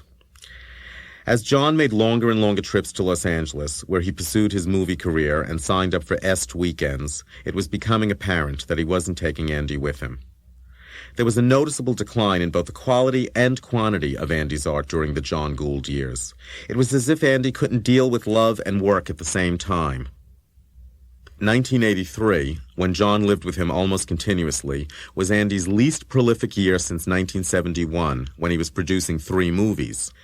It's interesting to note that Andy started painting a lot in late 1984, when John started spending more time in California. And when Andy had a fresh brain to pick, a new talent to compete with and steal from, to manipulate and dominate, Jean-Michel Basquiat. Glenn O'Brien had brought Basquiat to the factory for the first time in 1981. Basquiat was barely 20 then, a half-Haitian, half-Puerto Rican kid from Brooklyn, with a head full of dreadlocks and pockets full of pot. Glenn had met him back in 1977, when he was still doing his art in the subways and signing at Samo, and he had been begging Glenn to introduce him to Andy, his idol, ever since. "Gee, are you sure it's all right for him to be up here?" was Andy's first reaction the first time he saw him. 2 years later, in May 1984, Basquiat had his first show at the Mary Boone Gallery, and his prices hit $50,000. The centerpiece of that show was an homage to Andy, a painting of a big peeled banana on a silver ground. Then Bruno Bischofberger asked Andy and Basquiat to do a series of paintings together. Basquiat loved the idea, and so did Andy. In fact, Andy always seemed his happiest when he was with Basquiat. But the critics panned their joint show at the Tony Shafrazi Gallery in September 1985, and Basquiat dropped Andy. A factory insider told me Andy was very hurt. On September 17th, 1986, John Gould died in Los Angeles. He fought and denied his illness to the end. Within days of his death, Andy started painting what would turn out to be his final series of paintings, The Last Suppers. Andy wanted to paint condoms next, Paige Powell said, but Fred thought it was a terrible idea. I saw Andy for the last time on January 14th, 1987, at Nell's. It was at a long table that also included Bob Dylan and Sting, hosted by Nell for the English actor Ian McKellen. Andy and I waved at each other across the crowded room. 4 days later, Andy, Fred, and Chris Makos boarded the Concorde for Paris on their way to Milan for the Last Supper opening. 10,000 people turned out for that opening. The setting was eerily appropriate. Palazzo della Stellini, the Palace of the Stars, an 18th century convent converted into an ultra-modern bank. Across the street, in the church of Santa Maria delle Grazie, was Leonardo da Vinci's The Last Supper. The day after his opening, Andy had such bad pains in his side that he didn't leave his hotel suite, and the following morning, cutting his trip short, he flew back to New York. 3 weeks later, on Saturday, February 14th, he went to see his dermatologist, Dr. Karen Burke, who had been giving him collagen injections to fill in his wrinkles, and told her about his gallbladder pain. Only Andy would wait 3 weeks, and only Andy would consult a skin doctor about a gallbladder problem. Dr. Burke told him to go see his longtime physician, Dr. Denton Cox, as soon as possible. Andy finally went to see Dr. Cox 4 days later, on Wednesday morning, February 18th. "I'm not afraid of death," he told Dr. Cox straight off, "but I don't want to go into the hospital. You have to help me stay out of the hospital." Dr. Cox told him his gallbladder was so acutely infected that it was in danger of becoming gangrenous. He recommended immediate surgery, but Andy wouldn't hear of it. So Dr. Cox sent him to the specialist who had operated on the Shah's gallbladder. He also recommended immediate surgery. Andy told his closest friends nothing about his desperate condition. On Thursday, February 19th, in more pain than ever, Andy went to see Dr. Cox again, who said his gallbladder was getting worse. Andy insisted on seeing a non-surgical physician. This doctor also told Andy that he had to be operated on as soon as possible, that his gallbladder might burst at any moment, causing peritonitis and almost certain death. All 3 doctors urged Andy to check into New York Hospital that afternoon, but Andy insisted on putting it off for another day. He needed time to stash his vast and scattered collection of jewelry and gold coins in the safe he kept in his bedroom and other hiding places. At New York Hospital, Andy, dressed all in black with a gray scarf around his neck, checked in as Bob Robert. He was greeted by the staffer who had gotten friendly with him when John Gould was there, and he gave her the latest interview, an interview T-shirt, and an interview silk scarf. He looked good, she told me later, and he was in good spirits. The 3-hour operation was a success. Dr. Cox said that Andy was doing so well he would probably be able to go home sooner than expected. About the same time that Fred and Vincent were secretly visiting Andy in the hospital after his operation, I left New York for Zurich to meet Sau Schlumberger and to continue on to Thomas Amann's chalet in Gstaad.